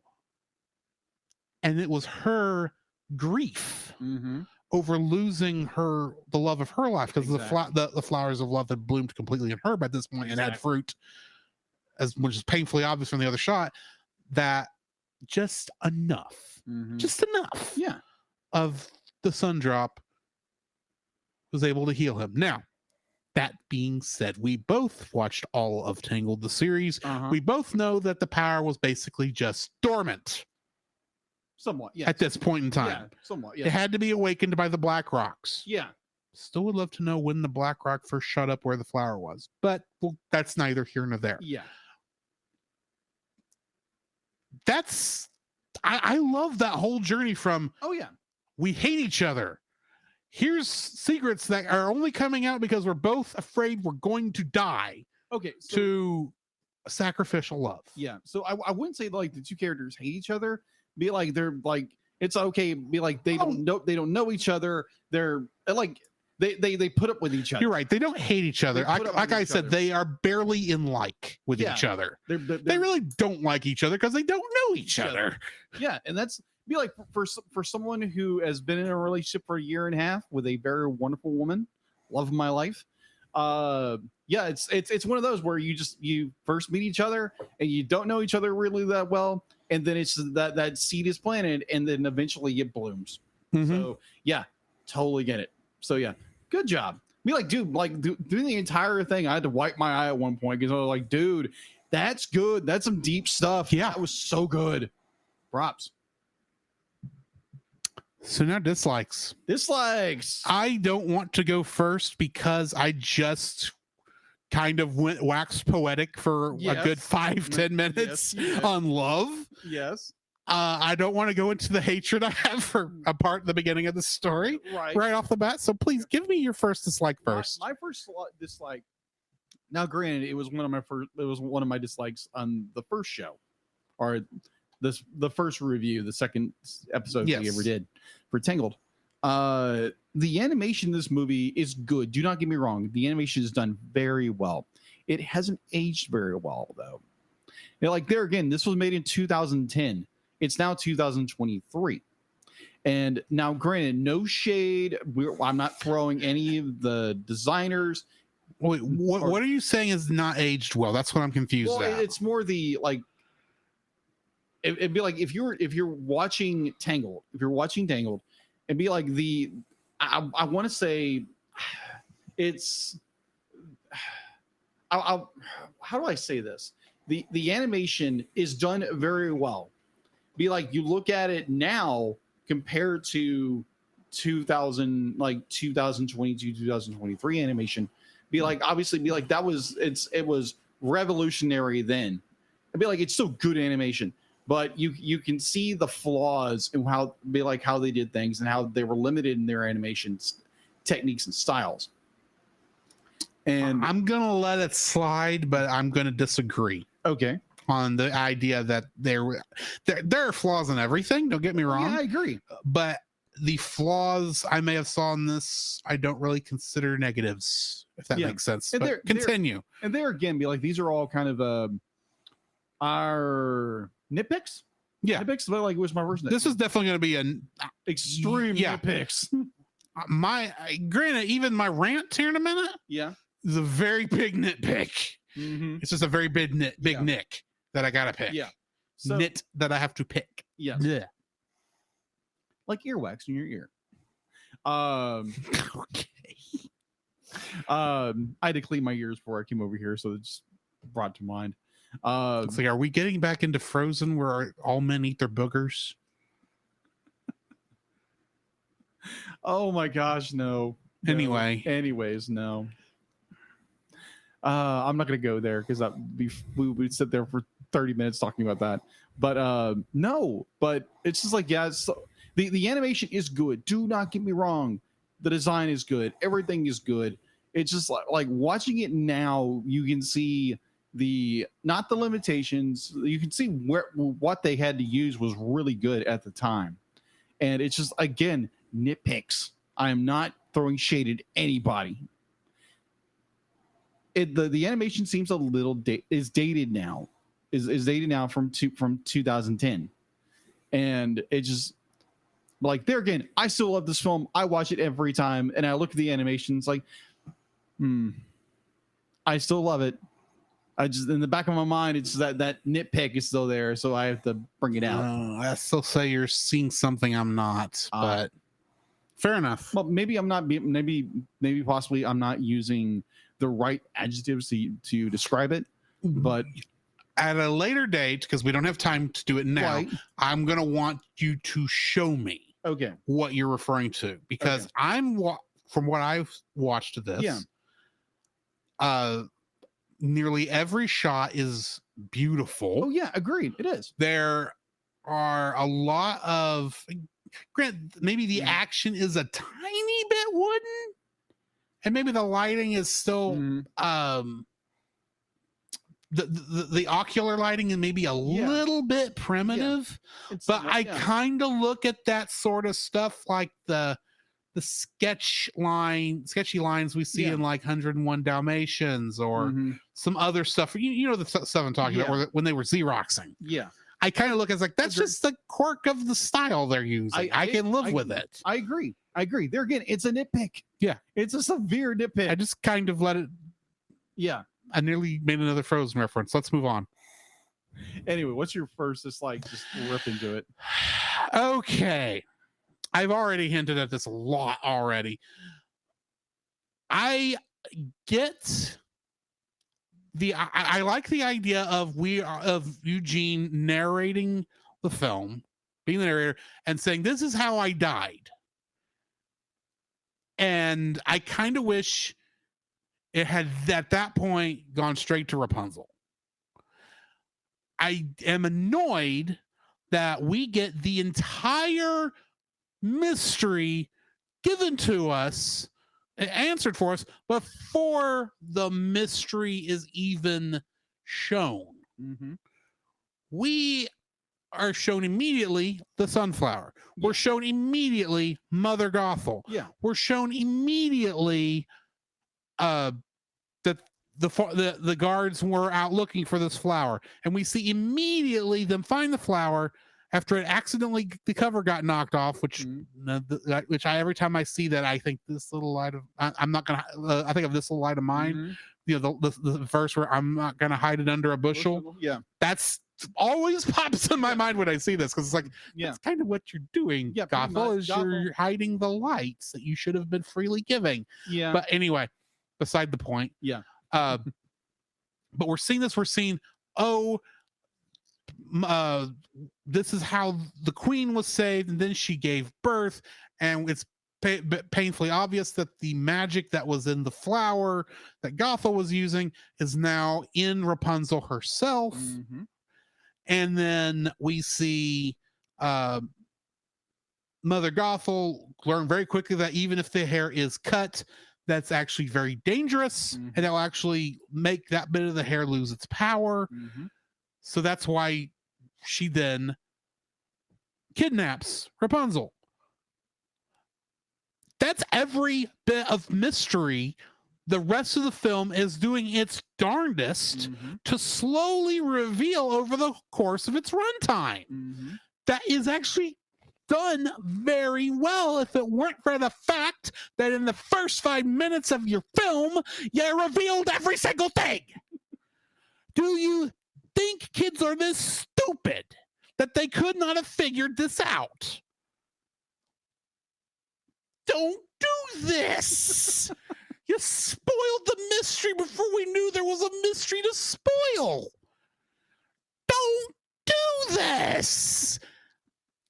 It has to be something that came up in like the writers, not the writers' room, but like like the first or second viewing for the studio heads, and some studio head was not paying attention watching the film and go, how do we know Mother Gothel's evil? How do we know about the magic in the flower? This all kind of just shows up at the end, blah, blah, blah, blah. I was like, if you were paying attention, you could find all the clues that all this stuff was going down, and then you could have revealed it in the final moments. Now, granted, I don't know in the current writing of the story where you actually do all the big reveals. Yeah.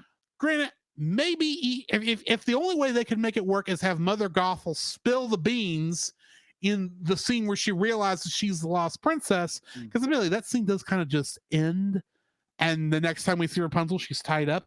I could, if there was another scene where she's like tying Rapunzel up and she's going ahead and monologuing. Yeah, but that's a good monologue. Yeah. That's a great way to handle this. That's your full reveal. It's like, oh, you thought I was a loving mother? I don't care about you. I only care about your hair because of the magic it holds. I'm everything I told you the outside world was, because that's what the whole point of that is. Yeah. And there is enough mystery leading up to that point where it would have been a great reveal. It would have been great reveal after great reveal after great reveal. And instead, you spoiled it in the first 5 minutes of the film before it even says Walt Disney Pictures presents. You give the ending away. I understand you don't want to bury the lead, but you do need to hide it a little bit when you are doing a mystery. Granted, everyone our age knows the story of Rapunzel. We may not know the exact Brothers Grimm version, right, but we know the $5 kindergarten version. Rapunzel was a princess. She had long hair, lived in a tower, and a guy comes by, says, knowing she's there, and says, Rapunzel, let down your hair. And he goes up, they escape, and they live happily ever after. Even with that knowledge, which is the only knowledge I had of Rapunzel going into this, I'm watching the first 5 minutes and going, this is a lot of thought put into this, granted, but why are you telling me all this now?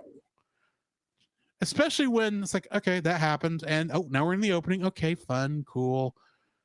Oh, they're actually doing a good job. And I'm having the thoughts go through my mind on the first viewing. They're doing a good job of portraying Mother Gothel as both being a likable person. Maybe she's not the villain, but obviously we know she's the villain. Just keep the mystery going for 5 minutes, please. You gave it away. Like, you were doing such a good job, and then you squandered it in the first 5 minutes, because I'm guessing somebody in the upper echelons of Disney did not understand how mystery works. Bravo. That was good. Don't give away everything in the beginning. This movie is a great movie, and it would be better if you'd have just let the mystery flow. Totally understand. And I can go ahead and tell you right now, this cost 0.5 point on my final rating. Ooh. This cost the movie itself 0.5 point. Yeah. Again, I totally get it. I completely get it. Good point. Be like, when you first said it, I was like, ooh, that's a good point.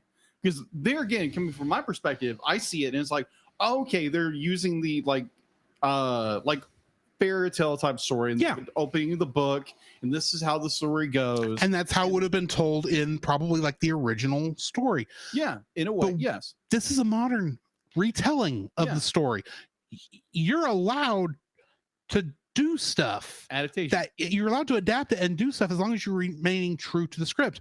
They're already somewhat doing it when you have Mother Gothel basically break the fourth wall and say, now I'm the bad guy. That is not the type of speech used throughout the rest of the film. That is a modern day speech to point out to everybody she's the villain. And that's fine. You can tell us she's the villain and do it with modern speech and it'd be fine. And then let us learn how much she is the villain.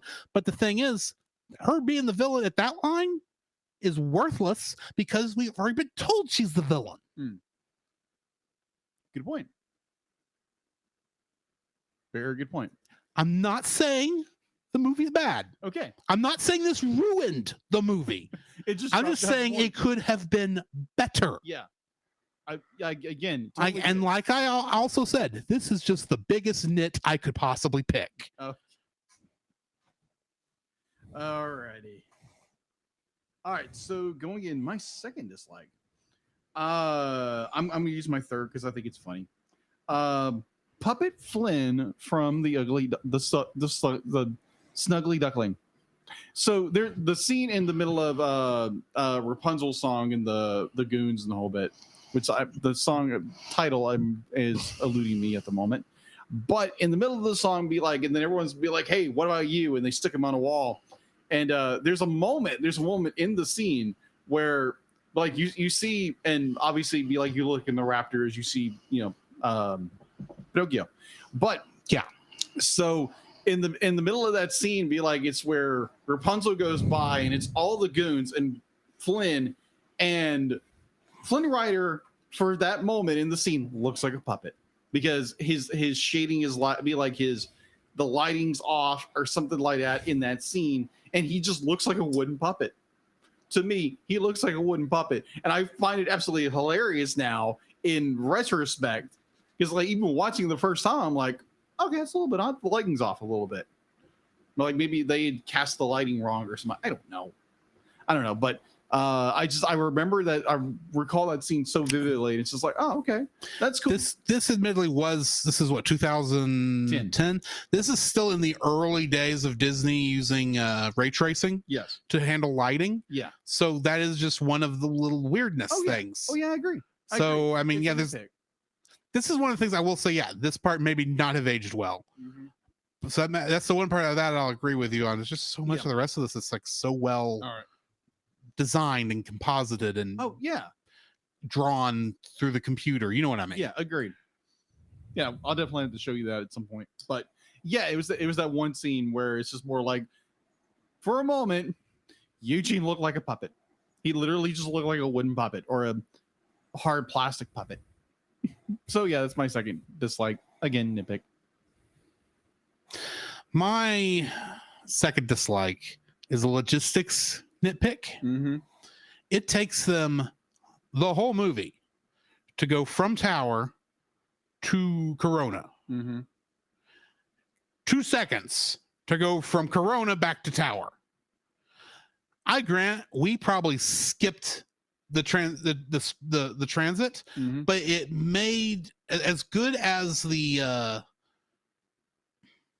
as fun and adventurous as the journey was, the trip back just made it crunch just a little too much. It made the beginning of the film made it the journey made it the world feel big. This made it feel very small. Now granted, he's riding on Maximus, who's a beast. He's a horse, so of course he's going to go faster than he was when they were walking on foot. And yeah, but the thing is, even Rapunzel and Gothel get back to the tower really quick. Yeah. For the amount of time that passed. That's really what's getting me, is the amount of time that passed. They got back to that tower really quick. Granted, I know a lot of the trip there was also she's experiencing the world for the first time and he's having a hard time probably getting her to move every 5 feet. Yeah. So I know that's part of it, but it felt like the world. I just lost a sense of distance. Okay. How far she actually was from Corona, even though we get to see the distance between her and the lights, we can see that it's at least a good 10 miles. Yeah. And they make that transition just very fast, and it just feels like it's a logistical issue in terms of the pacing of time. Yeah. That's So- really what I'm getting at. So it's like someone hit warp drive and said, punch it, Scotty. If you're referring to the fact that somehow Star Trek Into Darkness made the galaxy feel about as big as a trip to the store, yes. You brought up Star Trek. I did. You brought up my issue with time crunches. I'm going to bring up the fact that J.J. Abrams thinks warp drive is hyperdrive in Star Wars, and they're two different things. More on that rant. Fair. I don't know where I'm going to finish that rant. I'm not going to rant anymore. I've already used up my rant allotment for this episode. Master. Good night. This is a great. All right, so my third and final dislike. I'm calling this Gothel's Folly. So, why do I call it Gothel's Folly? So, Gothel kidnaps young Rapunzel. You think, be like, okay, be like, Rapunzel was a babe when she was kidnapped. She doesn't remember anything. Yeah. So instead of naming her not Rapunzel and not giving her this exact same birth date. So that's the thing. You could have, Rapunzel's still a fine name to give her because it's obviously not the name her parents were going to give her. We don't know that. We don't know that, but honestly, why would her parents name her Cabbage?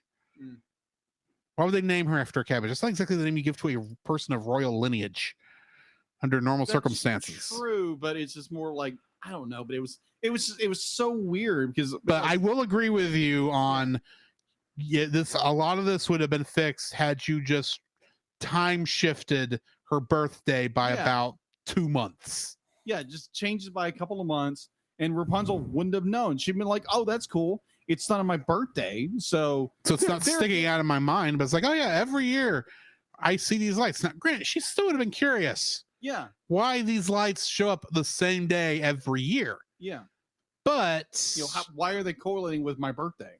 The fact that it happens to land on her birthday is also like, this is too coincidental. Yeah. So yeah, Gothel's mistake of giving her the same birthday the same when she was kidnapped is a little bit of a folly on Gothel's part. And so now granted, be like, it would have been interesting in the movie if they called her, it'd be like Gothel would have called her Flower and be like, and everybody else called her Rapunzel. So it would have been interesting because I think that would have been. It is weird that she named her Rapunzel and then gave her the nickname of Flower instead of giving her a name that means flower. Yeah, exactly. Granted, we know the reason it's like that in reality. It's because this is based on a story where the character's name was Rapunzel. Yes. And most people would not know that word means cabbage. Yes. But still. But yeah, it's just like when I started realizing, like, wait a minute, because like even Rapunzel's like the most very intelligent young lady. And she's like, wait a minute, why is this and this? And all our audience is like, why Gothel? Like, just change the date a little bit. Or at least call her Flower for something else. Don't call her Rapunzel, because that's probably what the King Queen called her. So why? We don't know that. We don't know that. Because they never referred to what the Lost Princess's name was. That is true. I kind of got the feeling that she was kidnapped before she was christened. So she didn't have a name. Okay, fair enough. Fair enough. So yeah, Gothel, you kind of a little folly there with using her exact same birthday. So be like, yeah, it makes a good story. Agreed. But when you're trying to keep your precious away from everything else and keeping the exact same birthday she had when you kidnapped her and collating with collating, am I saying that right? They're not collating. Yeah, they're intersecting. It's not collating. It's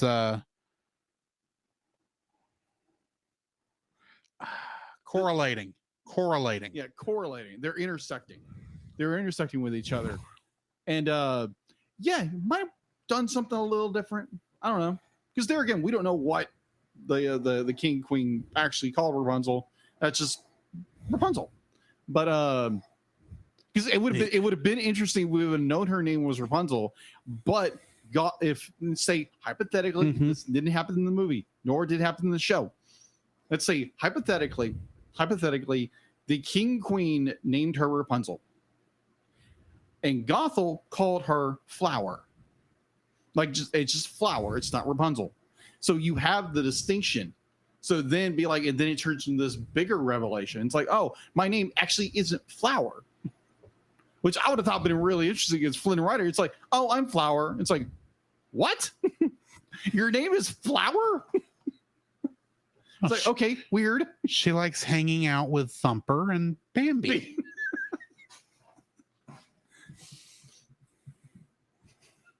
And attacking James Bond. That's a different movie. Attacking James Bond. Okay. Okay. But yeah, Diamonds Are Forever. Look it up. Oh, I haven't seen a whole lot of James Bond film. Let's just be honest. I've seen a few. There is one where James Bond is in the villain's lair, and the first people he comes up with are two nice, scantily clad young ladies. One's name is Bambi, and the other is Thumper. Oh, didn't know that. And well, it's a James Bond movie. Yeah, of course. So yeah, I call Stuff happens. Yeah, yeah, of course, it's James Bond. So I don't mean he sleeps with them. Yeah. Moving on. Moving right along. Dig-a-doom, dig-a-doom. So yeah, it's Mother Gothel's folly to giving her the same birthday she had before you kidnapped her. So yeah, that's my number. That's my third dislike of this film. What, so Rate Master, you got anything else? That can't be tied into that. I honestly am not sure. Okay. No, I guess my third dislike.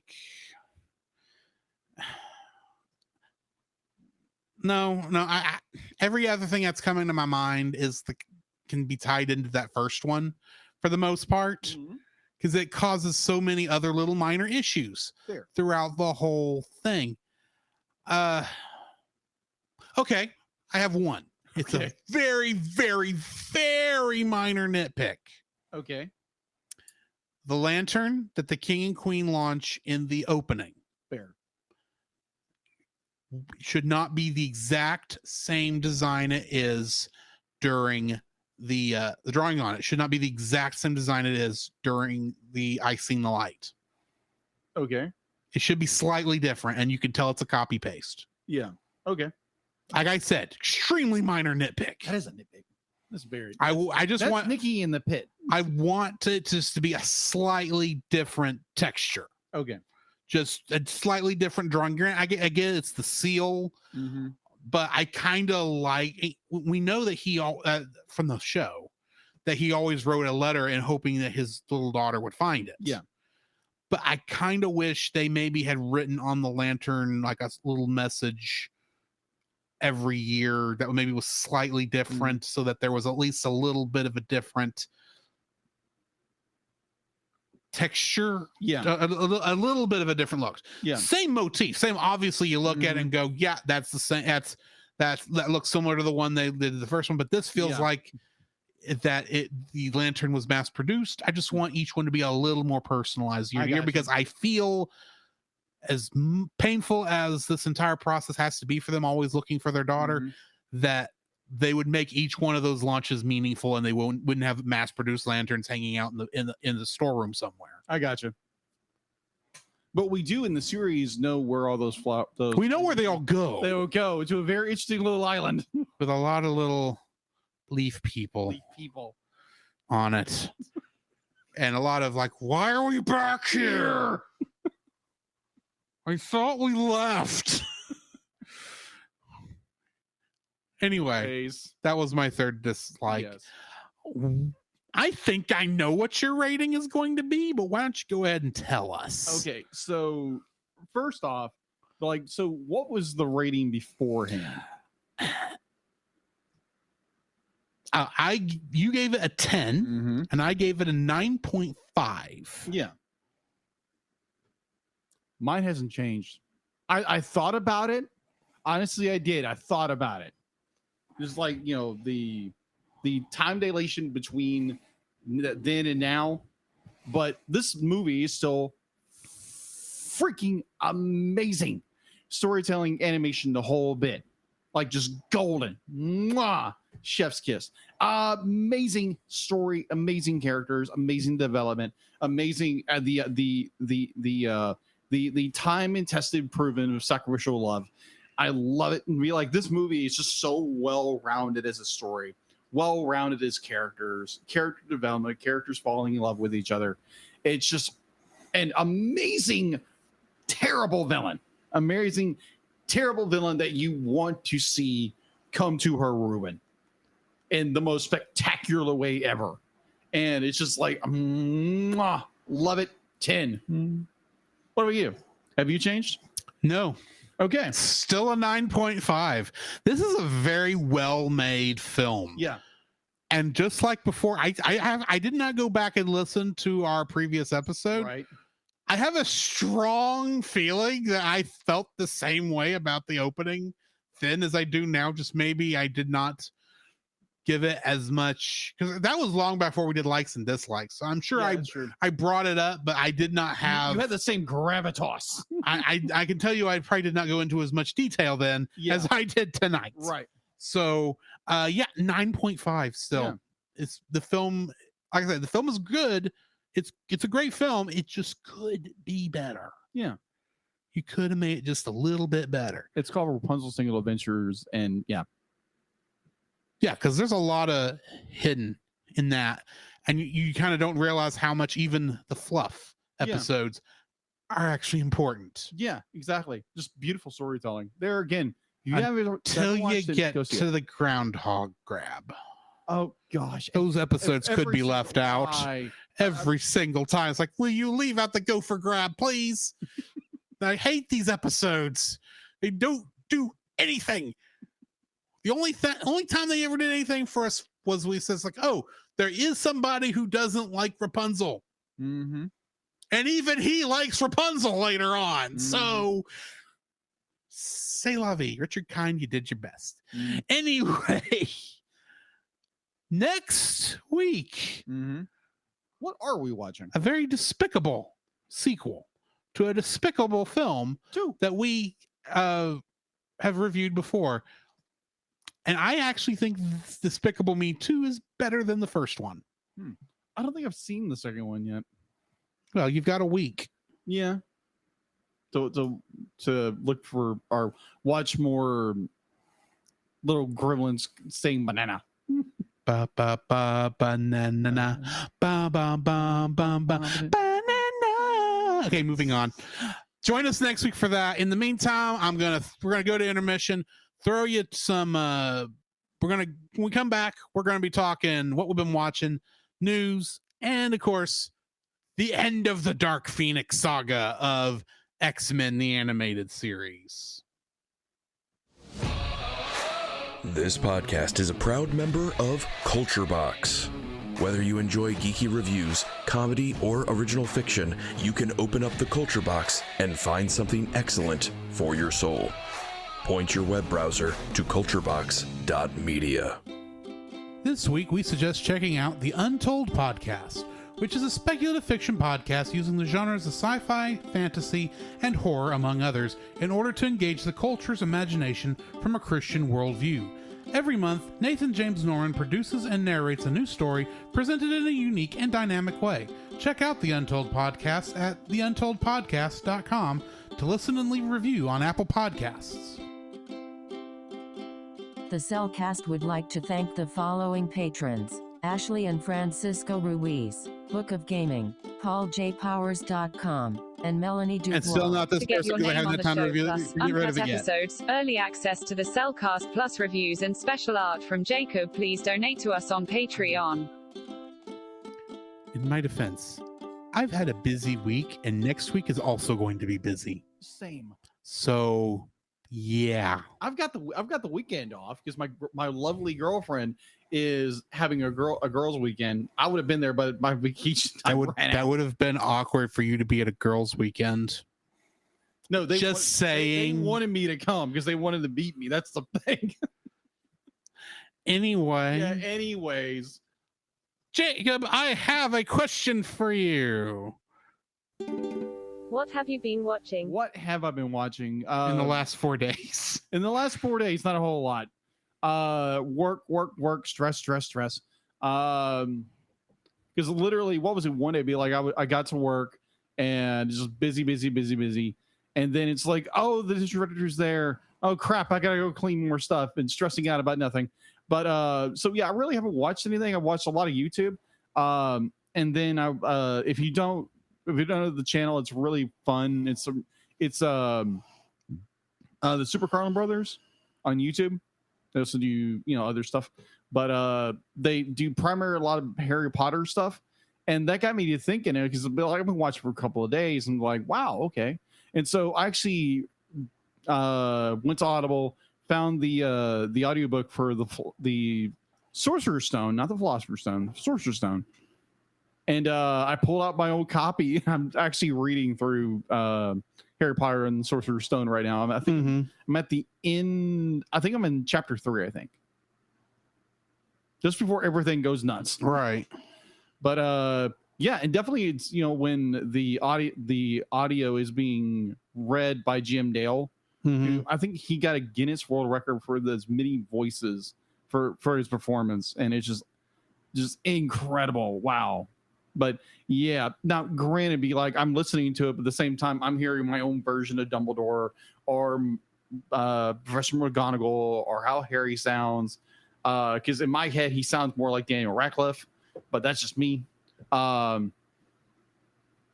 I'd be like I'm enjoying it so far. Because there again, I read this back in college, and it took me 1.5 years to read the first one, and that was interesting.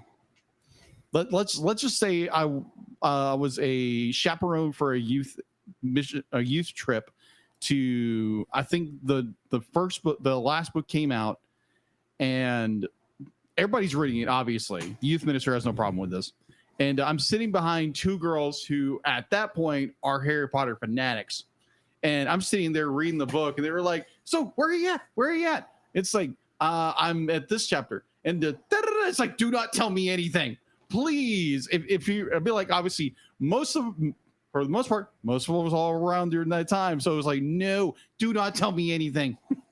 But yeah, I'm starting to go back and reread Harry Potter, the first series. Hey, Jacob. Well, yes. Snape kills Dumbledore. No! I'm sorry. It's like the most spoiled. Vile betrayer! It's like saying Darth Vader is Luke's father. It's the most spoiled thing in existence. I know. And I just thought it would be fun. For anyone who has not read Harry Potter and is trying to go through it, and I just spoiled one of the books for you. I'm not telling you which one. Yeah, thankfully, my little cousin isn't watching because she would have been like, apologize. No, I'm reading that book. Read all the books leading up to it. Right. So that moment actually feels earned. Yeah. But yeah, I just felt like being a jerk there for a slight second. We're all sarcastic every once in a while. You know. Hey, you have to understand. Mm-hmm. For a long time, this was all I knew about the entire Harry Potter series was that Snape kills Dumbledore. I don't know who Snape is. I don't know who Dumbledore is. I just know one killed the other, and apparently this was a bad thing. It was. I know it was now. I've read all 7 books. I was going to say, thankfully, I'd be like, because I was like, wait a minute. For a long time. Yeah. This was all I knew because the internet would not shut up. And apparently I am adding to the noise. Yeah, I'm very grateful that my cousin doesn't allow her second oldest daughter, who loves Harry Potter, isn't watching this episode right now. Because that would have been bad. I guarantee I would have got a call from my mother. It's like, oh my gosh, your little cousin's so upset now. I'd be like, Drew, it's like, I don't know her. You know, but that would have. I'll never meet her. No, you probably won't. Until deep in a dark alley of a weird Comic-Con that I actually happened to go to. All of a sudden, she goes Mother Gothel on me and stabs me in the back. I can totally see my 10-year-old cousin doing that. And it's like, you spoiled it for me. Yeah. You ruined my summer. Oh my gosh, that would be I'd be like, that'd be terrible. But the whole scenario is hilarious. meet you in the back alley. Yeah. Cadabra! How many times have both of us been spoiled on something? Oh yeah. It just happens. It does. You gotta learn to understand, if you are spoiled on something, I don't care how big or how small it is. Yes. Don't take it personally. Yeah, exactly. You just now have been given a slightly bittersweet gift. Yeah, exactly. You now get to experience Oh yeah. what leads to the moment that just got spoiled for you. Granted, the moment itself will not be as powerful as it would have been. Oh yeah. But that's what makes the gift bittersweet. So kind of in the exact same way. So I was reading the last book, The Deathly Hallows, and my cousin, who's a lot faster reader than I am, because I am slower than a snail when it comes to reading. Minus when you get an audiobook in my ear, I read a lot better. But oh yeah, they'll get it done in 10 hours. That's true. So I'm sitting there all night. We go pick up the book, go back to his house, read, be like, and then I have to go to work. And so I'm dead exhausted, but I'm like, oh my gosh, it's a really good book. And he's like, hey, where are you at? It's like, oh yeah, Dobby just showed up. And he says something that alludes to something. I'm like, you turd. You just gave it away, didn't you? It's like, kind of. It's like, thanks. But at the actual moment when it does happen in the book, oh my gosh, yes. That was such a amazing point in the book. But we're not talking about Harry Potter. We're talking about what we just watched or listened to. And I've been reading. I just remember one other thing I knew about Harry Potter before I read the books. Mm-hmm.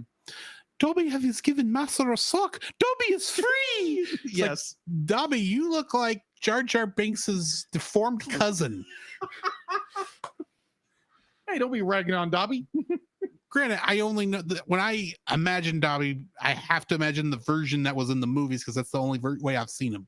Oh, you're like, and then I. Which then he does. That version does look like a deformed Jar Jar Binks doll. It does. It does. And they're like, too bad we never got Winky in the movies. Let's just say that, or any of the other other house elves. But anyways, we're not here to talk about Harry Potter. We're here to talk about.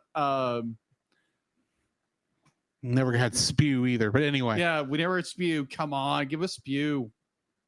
Anyways, so that's got me thinking now. That's a dangerous thing right now.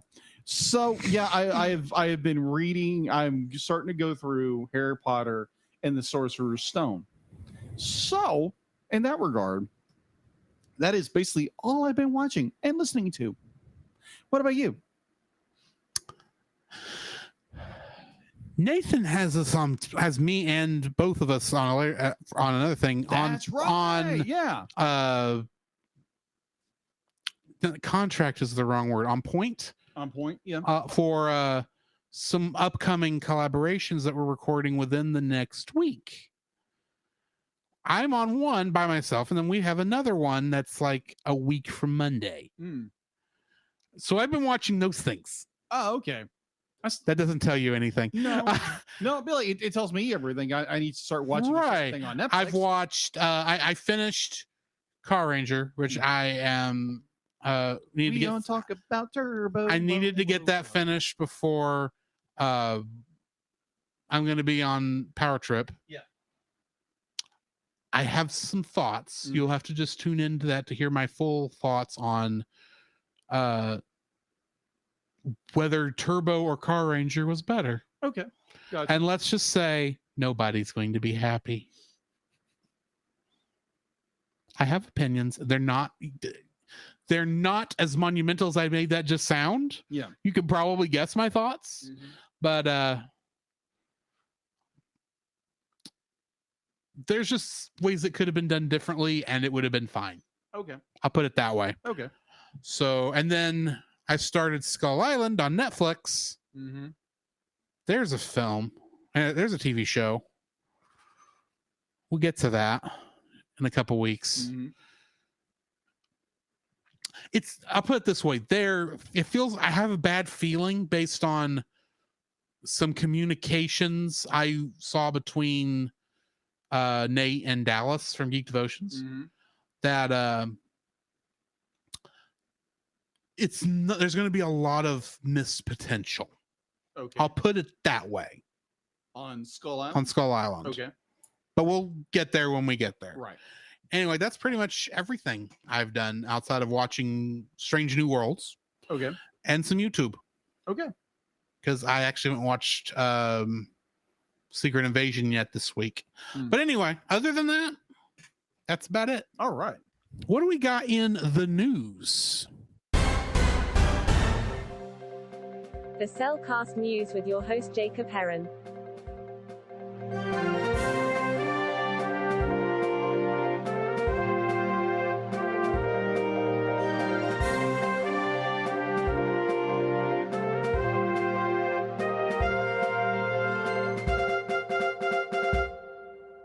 Thank you to Dealet, and going into a bit of news.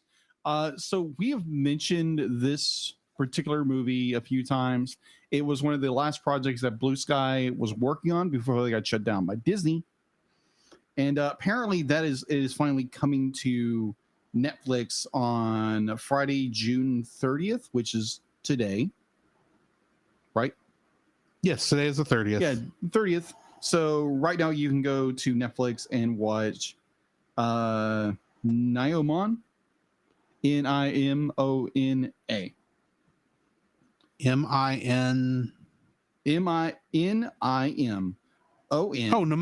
Nimona. Yeah, you can go watch Nimona right now. And apparently they put up a behind the scenes kind of documentary on the making of the movie, because this movie went through a lot to try to get where it is. So you can go watch that, make your own opinion of what you think of the film. So a movie about a kraken. Release the kraken. Well, maybe not this kraken. To fight the evil little mermaid. Yeah, we know what you're doing. I kind of am here for it. I need to go watch that film. It looks like it'll be fun. Oh yeah. Ruby Gillman, Teenage Kraken. Apparently this movie is getting ready. It actually released today, released on June 30th here in the United States. And it's the news coming out from Netflix. And if you are going to go see it, let us know. And I don't know if we're going to do a review over it or not, but I don't think we're going to have time for a reaction, to be honest. That's what I mean, a reaction. Because our schedule is a bit full. Well, it's 4th of July weekend. Yeah. Give us, a little bit of grace there. All right. So totally rake us over the coals for missing Spider-Verse. But give us grace for Ruby Gillman, Teenage Kraken. Exactly. And apparently we're going to review Into the Across the Spider-Verse in the next year. Apparently. No, of course not. No, that would never happen. Inconceivable. It's just as the guy who makes up the schedule went ahead and claimed a bunch of spots. Yeah. Anyways, so apparently, speaking of Spider-Man, Across the Spider-Verse is doing very well. It is at number 1. It's reached its 4th month. It has claimed another $19.3 million. Go ahead. With the latest Pixar film released, Elemental, which there again we have not done a reaction to yet. So there again, give us grace.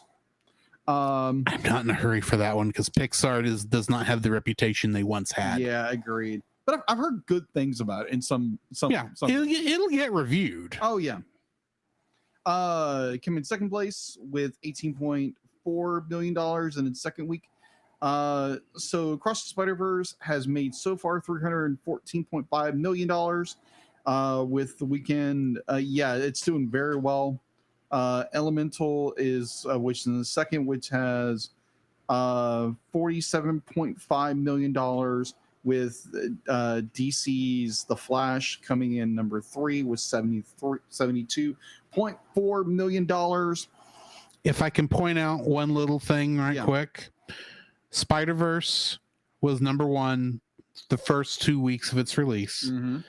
it hit number 2 when Flash released, and now it's back to number 1. Of course. Flash had a little bit of a high note, and then people was like, "Oh yeah, this film's not as good as we thought it'd be." Oh yeah, be like, Michael Keaton's in it. Oh, that was about the only good thing in the film. I enjoyed it, but it's not what I'm wanting for Christmas. I'll put it that way. Yeah. So yeah, Spider-Man Across the Spider-Verse is doing very well right now in theaters, and Elemental is right behind it, and then you have The Flash. So yeah, like yeah, if you want to go see a really good movie right now and be like, yeah, go to theaters, go support your local theaters. Yes, go do it now. I wouldn't say right now because it's like almost 10 o'clock at night or 9 o'clock at night. So yeah, well, when recording, yes, yeah, recording this, but either or, this is recorded on Friday.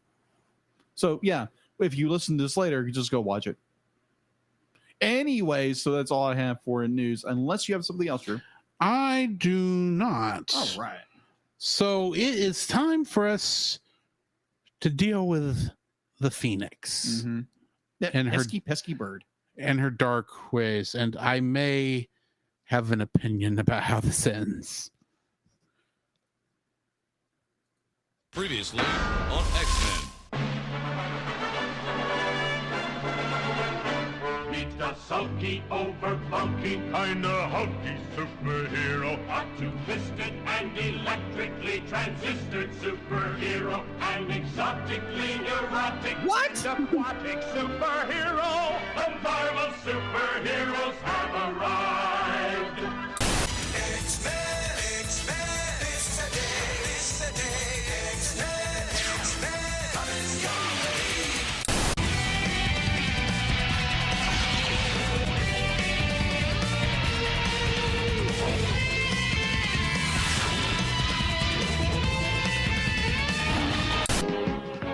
Spider-Man and his amazing friends, Iceman and Firestar.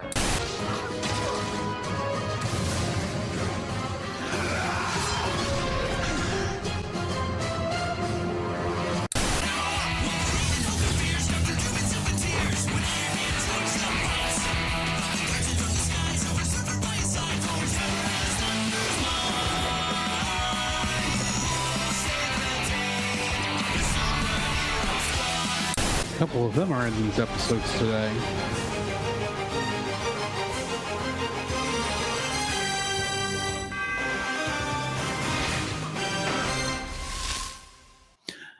X-Men, the animated series, Dark Phoenix, and the Fate of the Phoenix came out. Both came out on November 19th, 94 and November 26th, 94, respectively.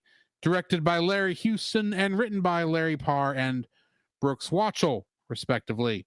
In these episodes, Jean Grey, now completely part of the Phoenix, returns to her childhood home, overwhelmed by too much emotion and too much power. Xavier reads Lalandra's mind and challenges her guard to a duel of honor that Lalandra cannot refuse for Jean Grey's life. Guest cast in these episodes. There's not many in this week.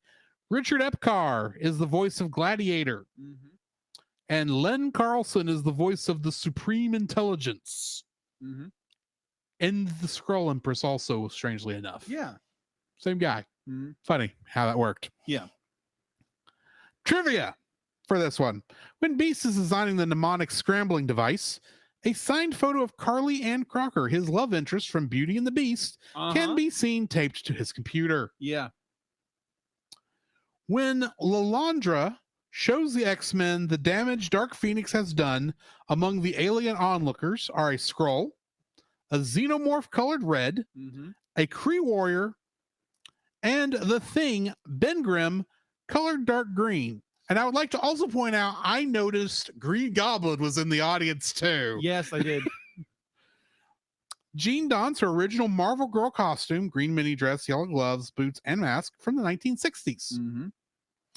Cameos for this episode include Doctor Strange, Thor Odinson, Uatu the Watcher, Eternity, And we get the debut of the Supreme Intelligence, ruler of the Kree Empire and the Empress of the Skrull Empire, which I love how this makes it sound like those are one and the same person. Yes. The way this is written, which I'm not sure they're not, from what I understand of how this works. Who's this? The Supreme Intelligence, Okay. ruler of the Kree. And according to this, well, if I'm reading this right, Right. the way the sentence is structured, also the Empress of the Skrull Empire. It's an AI. It could be both. That is true. I don't know. Yeah. X-Men aficionados, weigh in, but don't roast me for not knowing this, because granted, I don't know everything. Yeah, true. So anyway,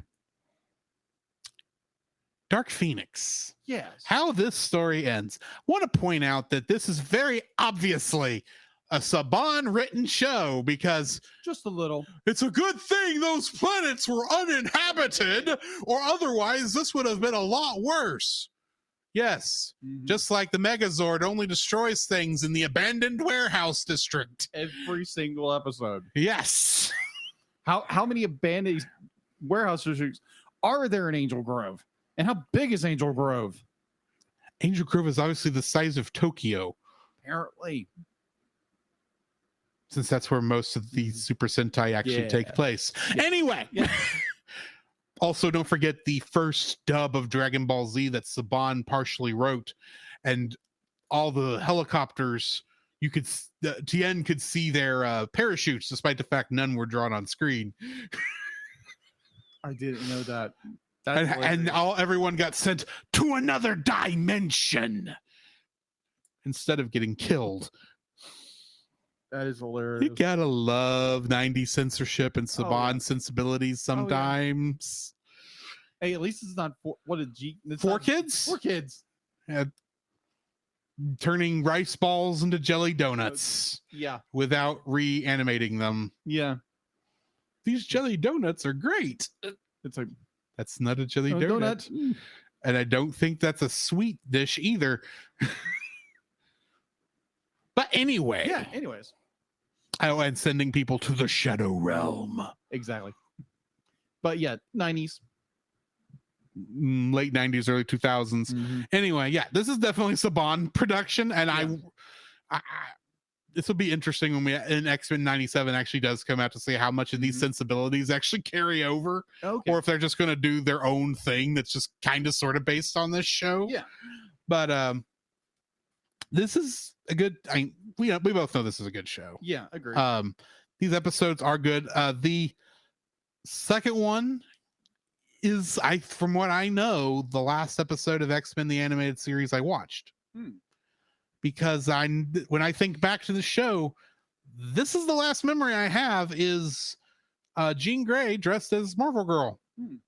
And them doing this big fight and her being on trial for the crimes of Dark Phoenix. I just assumed this came later. I thought this would have been a season finale thing, not you would have thought mid-season. We still have 10 episodes of the season left. Yeah. In fact, I think we are at the halfway point. We are. Of X-Men the animated series, just for those who are curious. So yeah. So I actually have no idea where we're going from here. Yeah. I'm in the same boat right now. I have no idea. Yeah. I do like how they got out of Jean Grey being dead in the comics, and somehow now that Jean is no more, I, the Phoenix, have returned from being an overly emotional bird to being a guardian once again. Yeah. It's like, so you just needed to be smacked around a little? Is that what the problem was? I got you are not innocent of any sins here, Phoenix. You did this, not her. Teenage angst. Are you saying she just very quickly while Phoenix was in Jean Grey just went through all the teenage years and now now Phoenix is a young adult? Apparently. Yeah. I will say this is a kind of a minor thing, and I know this is just 90s writing style, and I could have brought this up at any time on any of these episodes, but man, do these episodes wrap up fast. They do. Like even the stuff that's obviously multi-parters, it's like, oh yeah, the story that's keeping this particular episode going, we're going to wrap that up in 2 seconds and then leave you something to keep for it to be continued to actually occur. It's weird how long it will stay on a particular story, and then 3 minutes before the end, oh, we're done. Wrap it up, folks. We just finished the last commercial. That's all, folks. Yeah. And it happens here too, because the fight there during Fate of the Phoenix, it's most of the episode. Yeah. And it's like, there's no way the X-Men are going to get out of this. And you go back and forth, and all of a sudden, Jean is quote unquote destroyed because this is a Saban production. And I am the Phoenix. Everything's going to be okay because we can't kill a character we're selling toys of. I assume they were selling toys. Yeah, they were selling. They're always selling toys, and I just don't remember these toys. I remember having little plastic Ziploc bags with the characters printed on them that I used to take my sandwiches to school in, and one held like Christmas hangers for years in our decorations. Okay. Well, you use stuff you have, and then all of a sudden, 20 years later, oh, look, that is Colossus. It must be time to put up the Christmas tree. I just went vampire. You did. I did not mean to do that. I was trying to cross sparrow egg between man's thighs, because the only way I can keep in my Russian accent is to every once in a while quote Zangief. Well, it's I mean, like, if you look at it historically, like Vlad the Impaler is yes from Transylvania, which was part of Romania, which is Russia. They're all the European side of Russia has a lot of German connectiveness. It does. There's a lot of German. So connection. moving on. Yes, moving right on. Take it down. These, I will still say that these 4 episodes in total were far better than Fox did with the movies. Oh, but this still just wraps up like so stinking quick.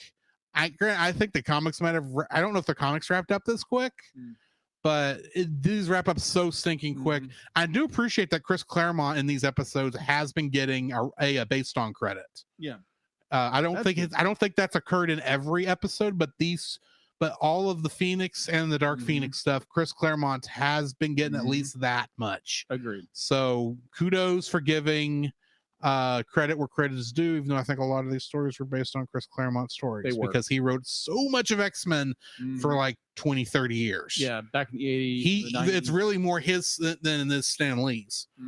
But agreed. Yeah. And I appreciate the cameos. Yeah. In this. What are your thoughts? I've been rambling. I enjoyed these episodes. The third episode threw me for the biggest loop, because they were just intercutting all these weird cuts. Yeah. Like in the middle of the fights, they would just go, whoop, whoop, it's whoop. Like, and here's a shot of Doctor Strange being aware that the Phoenix is rising. Oh, and that. And here's Thor Odin's son. We hope you actually are good Marvel character people, because in the 90s you won't know who these people are otherwise. Right. And here's, what was the third one? There was the Watcher. Oh, Uatu the Watcher. There's a deep cut. Yeah. Who in the 90s, what little kids in the 90s watching this show go, oh, they showed Uatu the Watcher. He's the guy who narrates What If. Because it's about what he does. Yeah. And then we'll show Eternity, one of the actual gods of the Marvel universe, and still do nothing with him, just like the MCU. Yeah. So what I'm referring to, Love and Thunder, you despise. I despise you. Moving on. So in the middle of the fight with the Phoenix, with the X-Men, they're like, oh, we need to stop her. But like, no, I can't hurt Jeannie. And there's all these weird intercuts of where it was one point where it's this real close-up shot. They're zooming in on Dark Phoenix's face, and then all of a sudden there's this weird cutaway to Cyclops blasting. I remember that because it's obviously from like a minute in previous in the episode. Yeah, exactly. And I'm going, did y'all guys get some reels out of order or something? Because this doesn't fit. No, it doesn't. It'd be like there's a lot of just like very weird editing choices, like with different clips they would throw in there. It's just like, okay, thankfully these are not flashing images, because I would have a headache. or worse. And the fire effects that they kept showing in here. Oh my It's like, I thought the one from the season opener, the teaser was bad, but it's like, good night. This is a looped, low resolution fire graphic that you got from who knows where. Mm-hmm. Why? And granted, I know this is a cheap production. That's if there's one thing that can definitely said about this show is it's a cheap production. So but it's still the most one of the most memorable ones. Agreed. So one of the one scenes they kind of just, I started laughing. It's where it's they're talking about the Phoenix and how, or the Phoenix is being like, oh, I'm gonna destroy everything, and they literally just take the silhouette of the Phoenix and take all either the white or the black out. It just replace it with the fire. Replace it with flame. It's like, and like every other scene is all this re-looping flame effects. And it looks so cheesy. It's so terrible. Okay. Devil's advocate. Okay. We're watching this on an HD television with no interlacing and none of the stuff that they knew, none of the technology they were aiming for. We're looking at this on better technology than it's intended to be seen on. Yeah. It could be that while it probably still doesn't look great on a CRT, it would look better. Oh, agreed. Especially at 480, an actual 480 resolution with the actual scan lines going and not looking at it with this. Granted, this is still not a great transfer. This is still a 480 transfer of the show, and very obviously off videotape. But it could look better on the actual equipment it was designed to be seen on. Fair. At the same time, good night. It looks bad. It does look bad. And we know that this studio is not above like doing bad stuff and acting like it's a big thing, or do we need to be remembered of the to be continued from Strange Hearts, Savage Lands, or whatever the name of that episode was? Part 1. It's like, to be continued. We just discovered Microsoft Word's word art. So true. But like, the story is good. Do not get me wrong. It's cheesy as all that in some cases. And then the Shi'ar Empire shows up. And, of course. Huh? Of course they show up. The 90s censorship. Be like, oh, good thing. Like Drew said, oh, good thing this planet, the solar system was uninhabited. Really? And then I'm sitting there going, it's like, I've watched enough Star Trek at this point. And Star Trek at least tries to be, or at least tries to extrapolate from the best science we had and we know of at the time of its production. Yeah. Last I checked, a sun going supernova by turning into a red giant and then turning into a black hole, which it would have had to have. Yeah. That's going to cause a lot of problems for anybody in that area. Yeah. Including the Shi'ar ship that did not accelerate away like they should have. Oh, the funny part was be like, oh, we need to stop this creature because it's going to destroy everything. Well, that black hole is going to do everything. And I'm sitting there going, no, you need to do your job, captain of the Shi'ar ship. You are not Kirk. I'm sorry. Kirk only gets it away because, well, protagonist shielding. Yeah. If we're being honest, that he has a little bit more luck. The fact, Shi'ar captain, that you have been bored for the past 5 years from the way this was written, and all of a sudden things got interesting. Yeah. Shows you do not have the luck. You need to leave and go report this to your empress. I mean, he does that eventually, but he should have left right then. There should have been none of this. We need to turn back and be heroes. You don't be a hero. Don't go to town, Tonto. And the fact go talk to your empress. And the fact to be like, the Dark Phoenix comes in and just shears off that part of the wing. I'm thinking like, this ship is doomed. It's not coming back. But no, they just throw thrusters on. It's like, what? Like you see a ship get nicked in anything else, it goes tumble, tumble, tumble, boom. Nope.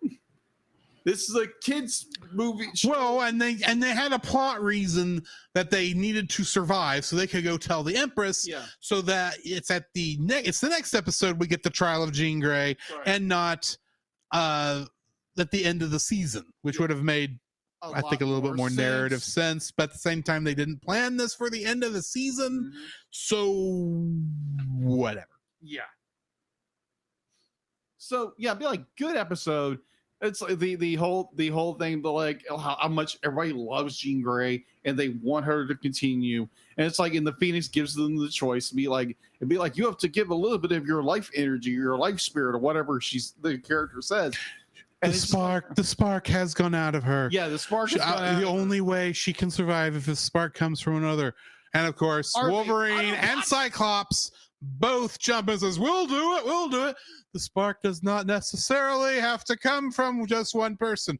Oh, of course, we'll join hands and each give a bit of our spark to save our friend.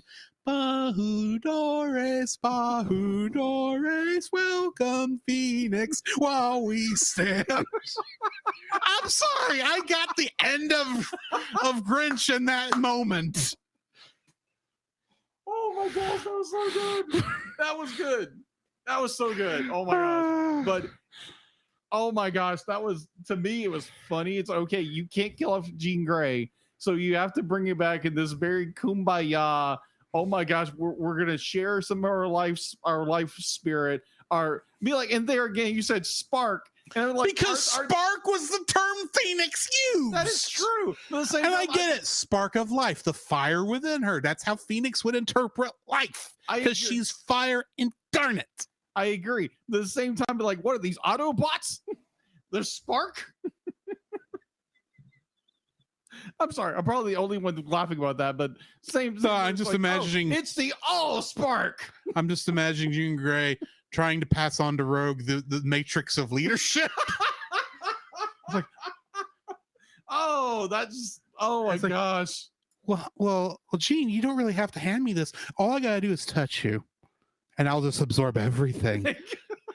Have you met my friend Ms. Marvel, aka Captain Marvel? No Flurgan will save you this time.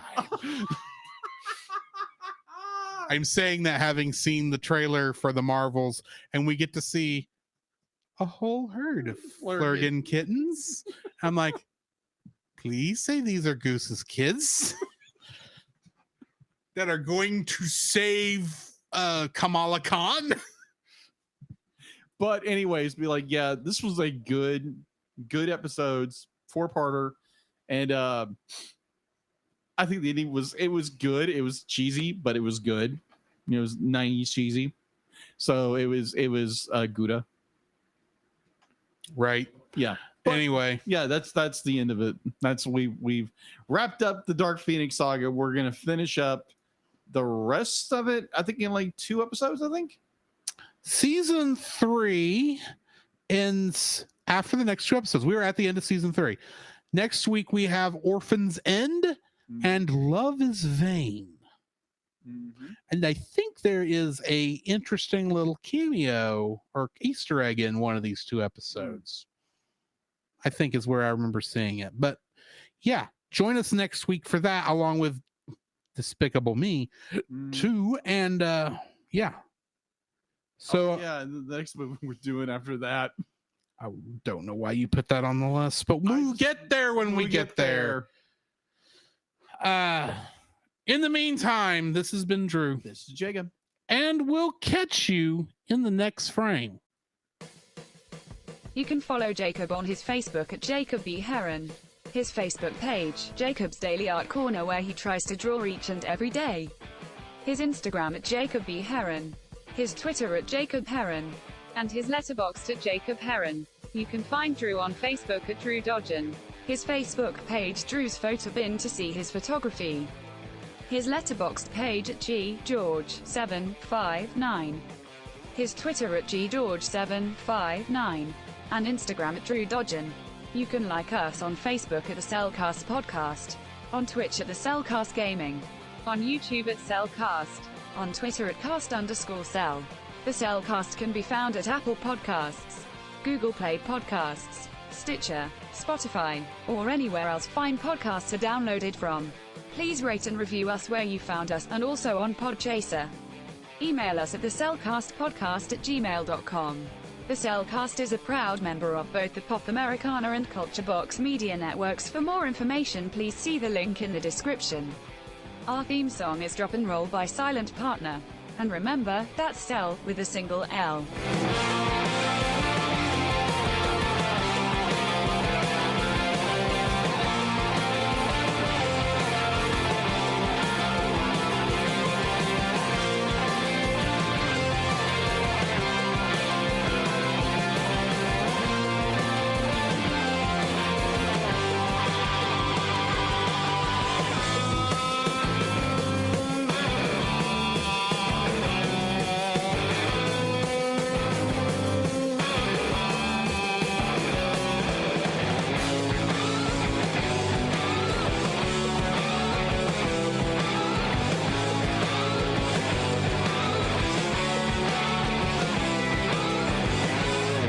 Would not feel right to end an episode of Tangled without oh. Now I got my eyes open and wide, my heart burning like fire. Feels like I'm so alive, and I'm never going back. Whatever I want now, I'm gone. I don't think that's the actual lyrics from the thing. I think this is the whole song, and I tried to find the whole. I can't find the.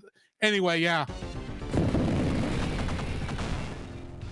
I am Magneto, master of magnet.